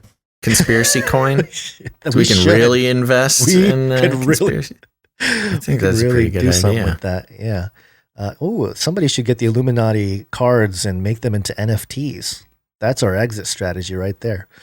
But first, a little background on me and the conspiracy theory I was born into and the relationship I see between mental health, conspiracy theories, and our innate human need to have, quote, stories to live by. My father suffered from mental illness due to childhood traumas. Like many of his generation, he was never properly diagnosed, but he may have had CPTSD or BPD, and he battled against chronic depression all his life. What's PTSD is post-traumatic stress disorder. What is C-PTSD? Do you know what that is? Conspiracy post-traumatic stress disorder. Okay. That's it? No, I have no idea. There's no link for it. I don't know. We'd have to look it up. There, but anyway. He was a good, loving, but vulnerable man, and one thing that gave him focus and strength was a conspiracy theory that he lived by. His theory was that the British state had conspired to keep Scotland under subjugation in order to exploit its oil resources, and that the 1979 independence referendum had been, quote, fixed to ensure Scotland voted no.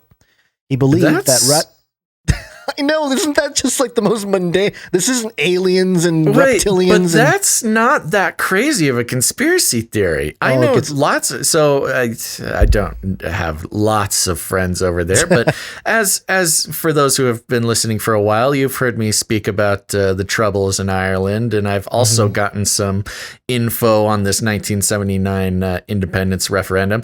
This is something a lot of people think is true. This could hardly be a conspiracy theory. No, this is, and again, this isn't like, I was expecting him to say like, oh, he believes he speaks to interdimensional reptilian figures. He had bipolar and PTSD. He believed in lizard people. No, he believes actually a pretty common thing that's not even a conspiracy theory. It's just general politics. Yeah. It's just... I'm going to keep going here. He believed that radical separatists like himself were under telephone surveillance by MI5. He said he could hear a click on the line, and that the UK government... Okay, hold on. MI5 notoriously tapped, not just MI5, but its predecessor as well, notoriously tapped phones of separatists. I don't know much about Scotland, but they definitely did in Ireland as well. Yes. Trust me, it gets... Okay, I'm sorry. I'll stop interrupting. We get it. It's okay. His crazy conspiracy theorist father doesn't seem that crazy. No. So he believed that the radical separatists like himself were under telephone surveillance by the MI5. He said he could hear a click on the line, that the UK government was conspiring to remove him from his job, and that this, quote, suppression of the Scots conspiracy dated back to the Highland clearances, 1750 to 1860. Arguably, we could say that this conspiracy theory was symptomatic of his mental health issues. Persecution phobias are common with people who have experienced childhood traumas, but here is where I would argue there was a benefit from this conspiracy theory. Okay, number one, it gave him a narrative for life.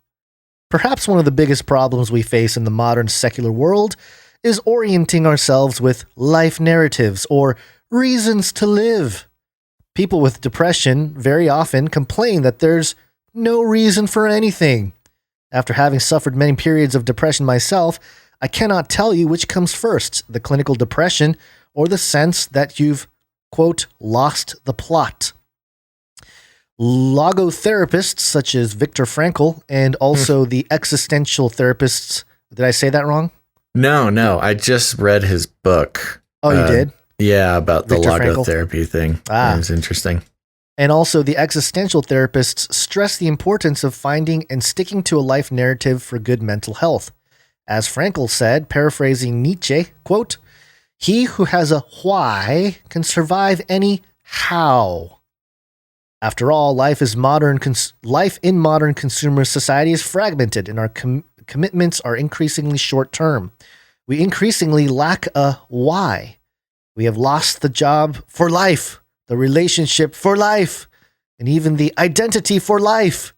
And these used to be narratives that rooted us, gave us long-term goals, and guaranteed certain established outcomes for us. Today, many experience that gnawing sense of anomie.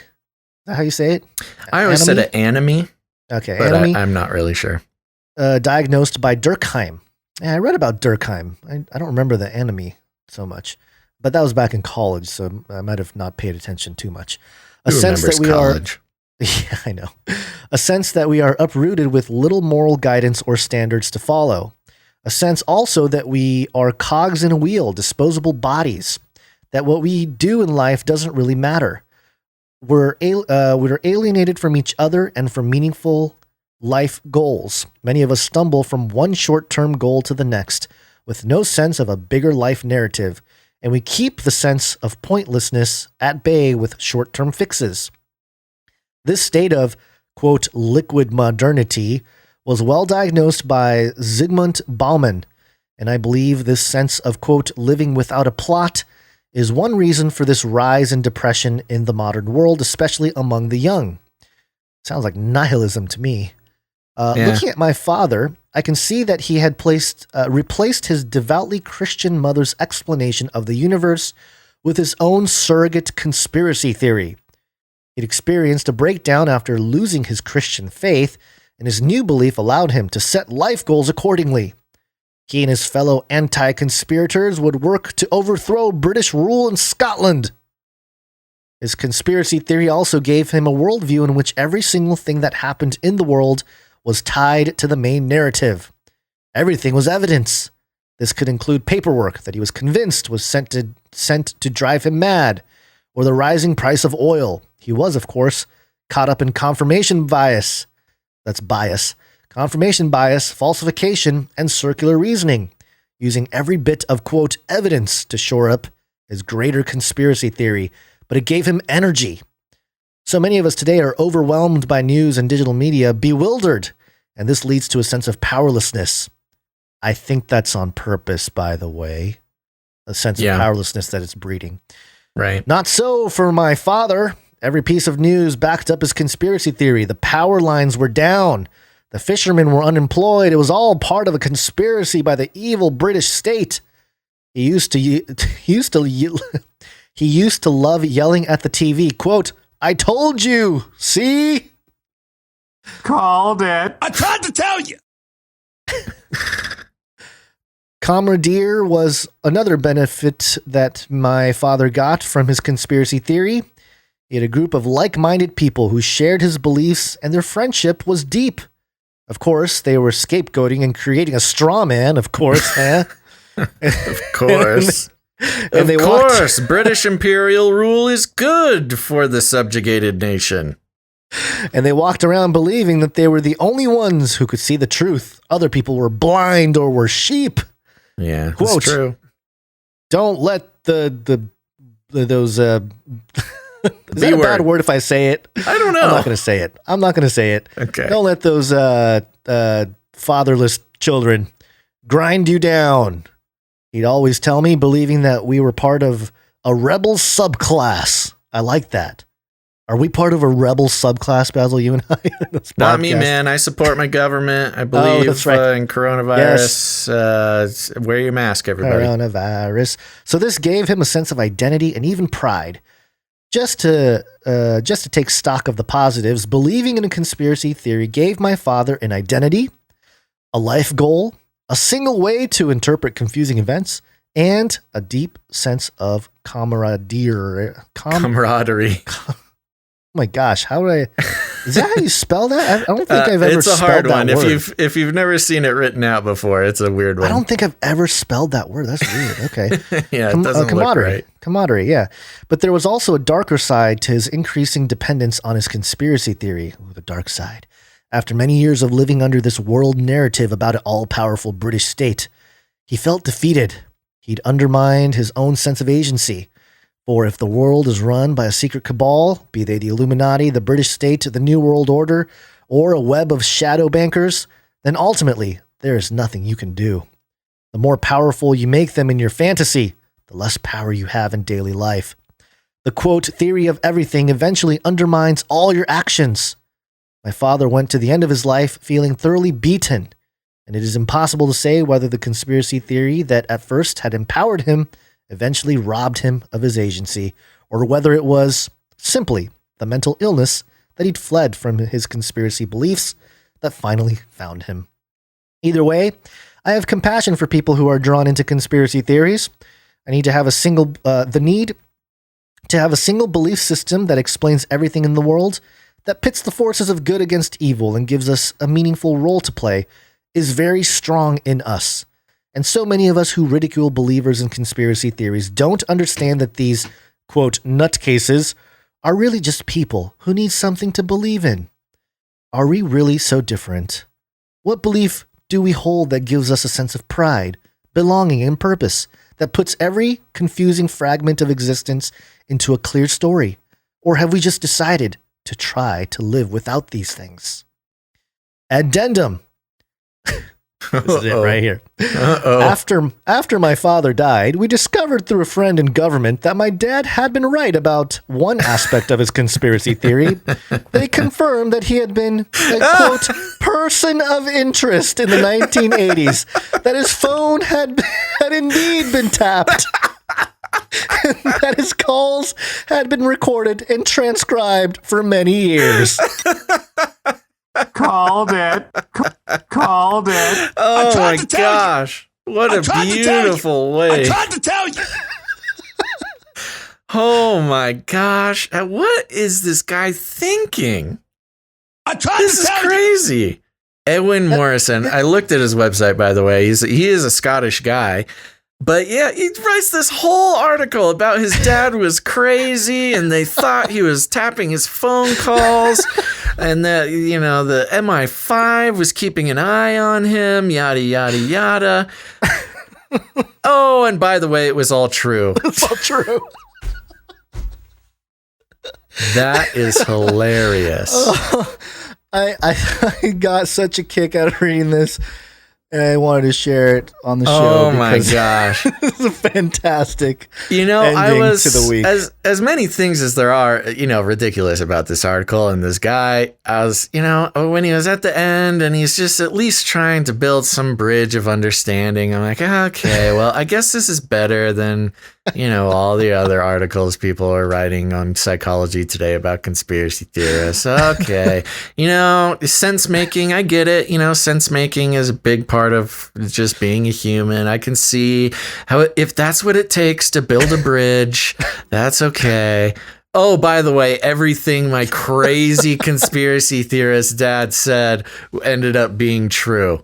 Oh, okay. Well, just throw it in an addendum. Take your sense making and put it where the sun don't shine. Your dad was right about everything. What's crazy is that he called his dad. The reason for his dad having those beliefs was because of a mental illness. Right. Exactly. So, what's really scary? That's a classic conspiracy theorist thing is they're watching me. They're watching me. They're listening to me. They're listening to my calls, which nowadays with the internet and the big data and the government, the NSA, all that stuff, like, yes, they are. That is not a crazy thing to think. And if somebody thinks you're crazy because you think that, get away from them. They're not. They're willfully ignorant and blind just to the way the world is. But yeah, back in '79 when you actively had to tap a phone, right. you could say that's a little crazy, but no. This guy was totally right about the whole thing. Oh my gosh, that's funny. I think it's almost sad about this article is that I think this guy, the author here, Ewan Morrison, he himself, I think maybe struggles with meaning and purpose. You know what I mean? Well, that's exactly what it sounds like. It sounds like he's writing this about himself and his lack of anything to believe in and the pointlessness and the, no, I just take my brainwashing, just, spoonful of sugar helps the medicine go down type of guy. And then, wow, that's incredible. And instead it makes me wonder more about his relationship with his father rather than his father as an individual. Right. Yeah. I mean, not to break down the psychological effect. Yeah, not for me to himself. Go all Freud on Ewan Morrison here, but it's a lot of times an author doesn't realize how much they're revealing themselves, how much they're revealing about themselves rather than their subject matter. I just found it very an enlightening article by Psychology Today. Wow, that's a keeper for sure, man. Again, I do want to remind everybody Remember, all these articles are posted on canarycrynewstalk.com in the show notes. Think of it as a resource. Everything we read is a resource for you to, use in your own conversations and your own, relationships with people like Ewan Morrison. But this is a great one. People who are totally, think you're a crazy conspiracy theorist, this might be a good read for them. I think except for they probably will ignore it. They probably would ignore it. They'd probably read it verbatim, be like, oh yeah, turns out his dad was right, but still so sad that he was so crazy. To me, it sounds like he's also having kind of an identity crisis, maybe based on some of because he's trying to almost justify like, oh, well, maybe there is something good about conspiracy theories. And that's why he started off with the crazy, it sounds like maybe he might be becoming a little bit of a conspiracy theorist and looking for a way to kind of justify his own change in ideas. It is interesting. And again, I am not a professional knower of things about the relationship between the UK and its island neighbors, Ireland and Scotland. But I do find it very fascinating that this guy is Scottish. He is Ewan Morrison. He is a Scottish guy. And it's very rarely, it's always interesting to find a Scottish or an Irish person who sides so vehemently with the British imperialism establishment that sort of rules, or that imperialized that colonized their culture and some Stockholm syndrome going subjugated them, a little bit of Stockholm syndrome. So he's a Scottish guy who's all in on the UK history, the UK telling of history.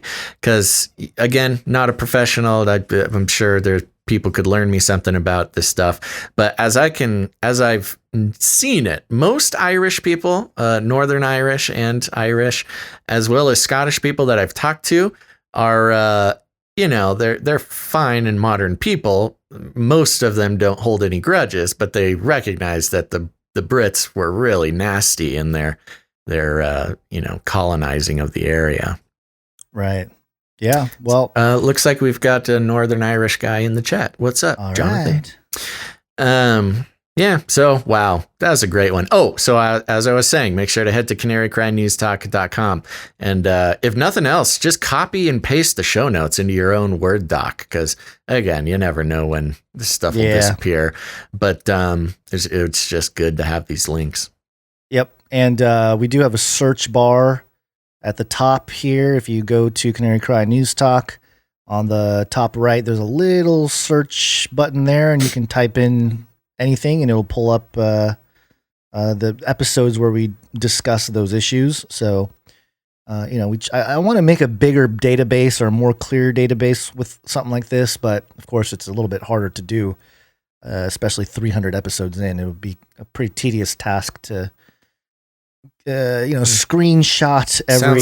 Sounds like a job for a producer if they got some spare time. I don't even know if I want a producer to have to deal with that whole thing. Because you know why I'd want a screenshot is because, or not just maybe a screenshot, but a screenshot of the article is because a lot of these links die over time. They don't last or get replaced or get replaced. Yeah. So if you take a snapshot is what I was thinking of. Snapshot of the site or the page where the article sits, then we can have a sort of archive of our own.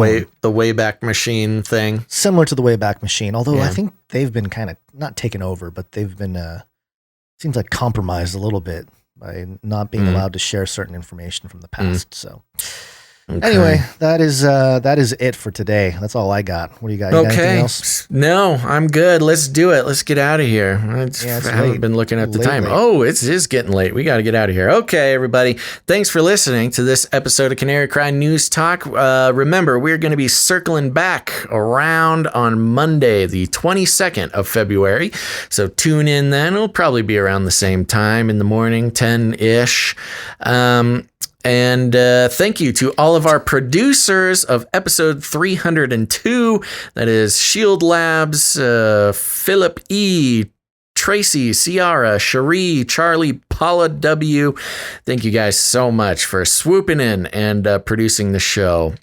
It gave us a what is the word I'm looking for? Relieved, a breath of relief there. And thank you also to Jade Bouncerson for the timestamps over on YouTube. And thanks to our artists, musical and otherwise, Martin B, B Dubs, Grace, Mike B, Allie, and Erin. And remember, tomorrow is the Canary Cry meetup on Zoom. Thank you to producer Ciara. You can head to Canary Cry News Talk and look at the canarycrynewstalk.com. Look at the show notes to see the flyer for that again. Send an email to her to get an invite. Yeah, there you go. It's Basil themed. So whatever that means to you, just let your light shine. And yes, I will be making my very best attempt to showing up to that, Gons. I don't know about you, but we'll see. It's tough on weekends. I know. The weekends are a little tough for us. I will be attempting to attend for at least a little bit. Maybe not the full thing, but I do like to pop in and say hello. Okay, there we go. If you haven't done it yet, thank you to all of our reviewers. This was a wonderful week for reviews. And if you want to join that club, go ahead and leave a review for Canary Cry News Talk on Apple Podcast. Again, I can't tell you how much it helps the show to have those reviews and ratings come in. So please do that. We will be reading them next Friday or the Friday after that, depending on how many there are. So thank you very much. Go do that. If you want to become a producer for next show, I'm very grateful to our last minute producers. But if you don't want to freak us out too much, you can do it before the show starts, and you can do that by heading to patreon.com/canarycry. Nope. Sorry, patreon.com/ccnt. Canary Cry Nope is a fun name for something. Yeah. But patreon.com/ccnt, or if you don't like Patreon, head on over to canarycryradio.com/support. canarycryradio.com/support. That's right. And remember, we like to rattle cages around here. So you got people in your life, friends, family, who are starting to wake up to the fact that the world is not what it seems. Go ahead and share an episode with them. Share it on your social media. Let people know about the show. It's really great. And at the same time, you can enter the Canary Cry Silver giveaway for February here. Just make a social media post, say something nice about the show, leave a link to an episode, and hashtag Canary Cry News Talk, and you'll be entered to win that 1 ounce of silver. Thank you to Erin Moffett. Check her out on YouTube. And if you need any other instructions on just how to rattle the cages of those around you, here's what you do. You walk right up, you grab them by the cage, and then you shake it. The end of the world occurred pretty much as we had predicted. I want to shake things up, stir up some controversy, rattle a few cages. Hey, stop that! You'll never silence me. I'm the last angry man, a crusader for the little guy. Leave the bird alone. Never. Rattle a few cages. Rattle a few cages. The human race will have every opportunity to improve. And if they don't? Ask Noah. That's right. Just ask Noah. Once again, folks, we're going to be circling back on Monday, February 22nd, 2021. So be there or be square. Gons, any last words? Thank you for joining us again. Join us on Monday. It'll be 2/22/2021. That's the date. Wow. For episode 303. That's right. 303. That's fun. All right, everybody. We will see you there. Thanks for listening to this episode of Canary Cry News Talk. Make sure to tune in next time. But until then, think outside the cage.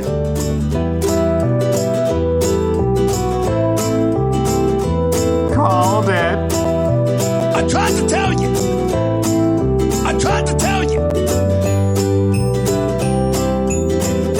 You can't handle the truth. Stop this progress before it is too late. This guy comes to my house. He's a Satanist. Satanist churches here where they sacrifice babies and melt those babies into candles, their skin, and that's supposed to give them more demonic power. And these Satanists came to my house, 5 of them, and threatened my life. Remember, reality is an illusion, the universe is a hologram. Buy gold, buy! Don't even get me started on bidets, man. Bidets, man. Bidets, man. I'm telling you, you were living the life, man. Bidets, man. I want to shake things up, shake things up. I want to shake things up, shake things up. Leave the bird alone. I want to stir up some controversy. I want to rattle a few cages. I want to rattle a few cages. I'm the last angry man. You'll never silence me. I'm the last angry man. I get I'm the last angry man. You'll never silence me. I'm the last angry man. A crusader for the little guy. Little guy. Little guy. Well, we'll see about that. Whatever, Illuminati.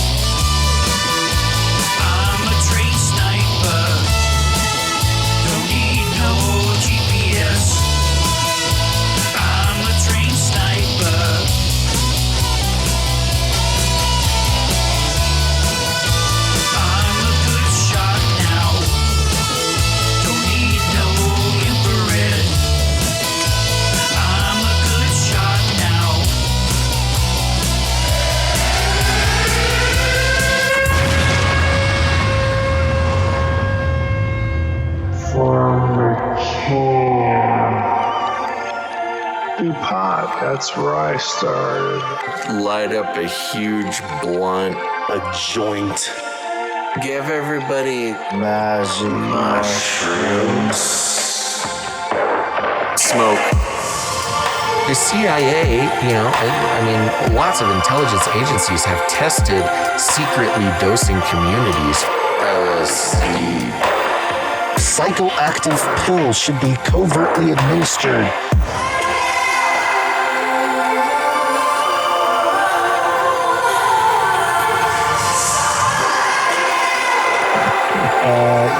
Just put me on some, I don't know. You shot in the butt, fluoride, oxytocin, get a chemical hug. I did dabble, some of that robot crack. I know what it's like. It's a lethal recipe for disaster. You need help. If you're a pharmacist, you need to repent.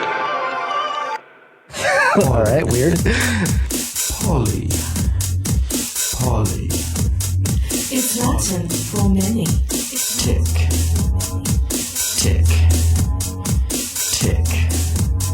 They'll suck your blood. Polytick.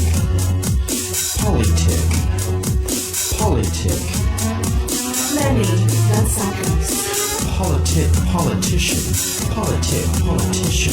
Politicians are politics. Don't let them drain you all away.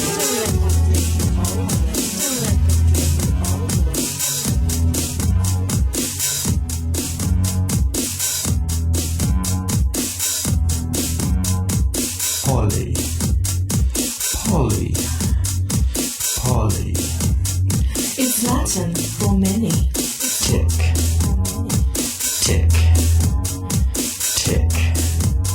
They'll suck your blood. Polytick.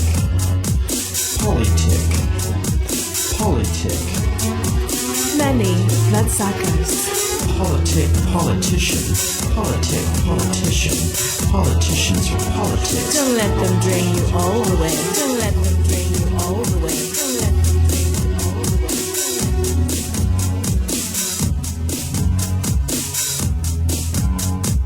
Left wing, right wing, left wing, right wing, left wing, right wing, left wing, right wing, left wing, right wing, left wing, right wing. Two wings, same bird. Two wings, same bird. Two wings, same bird. Two wings, same bird. Same bird. Poly. It's Latin for many. Tick.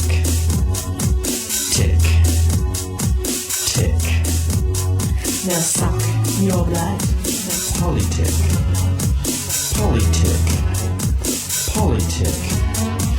Many bloodsuckers.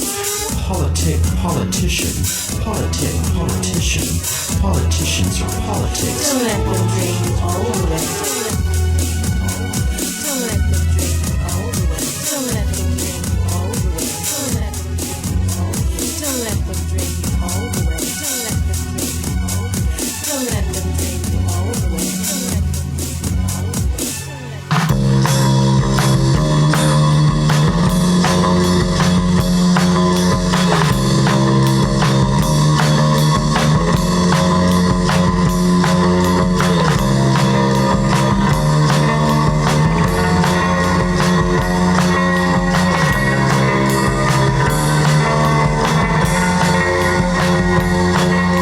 There's nothing to watch on my color TV.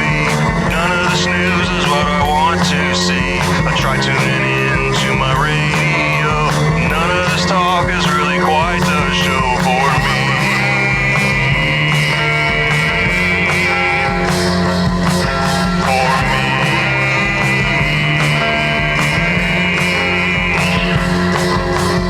Finding good news is really quite the pain.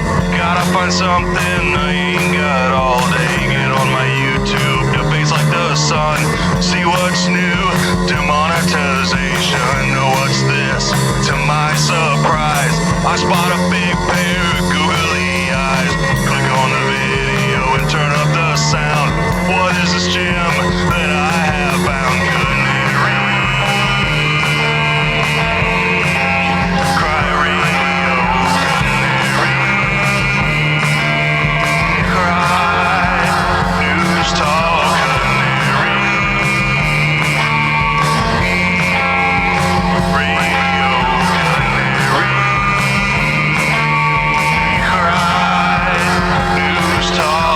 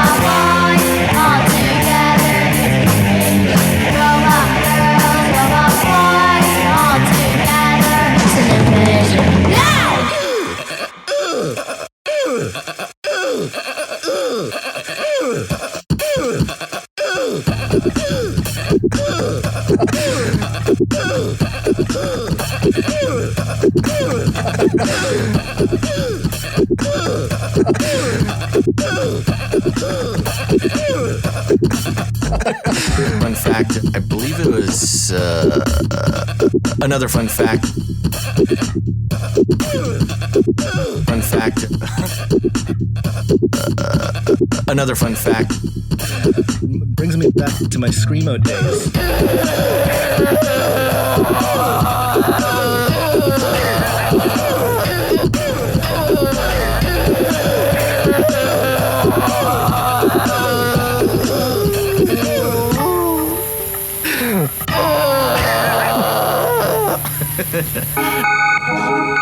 In the future, humans will be confined in a people's zoo. I'll keep you safe and warm in my people's zoo. I'll keep you safe and warm now in my people's zoo. You and you in my people's zoo. I'll keep the cat.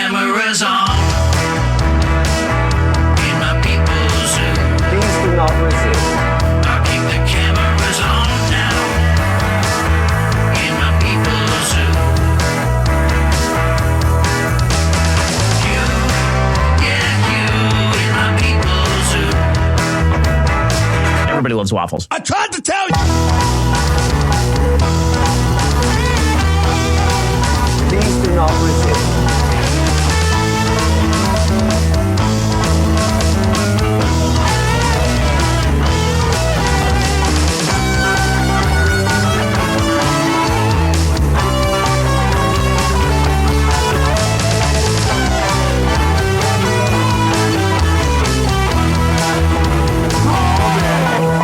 I'll make you fat and sassy in my people's zoo.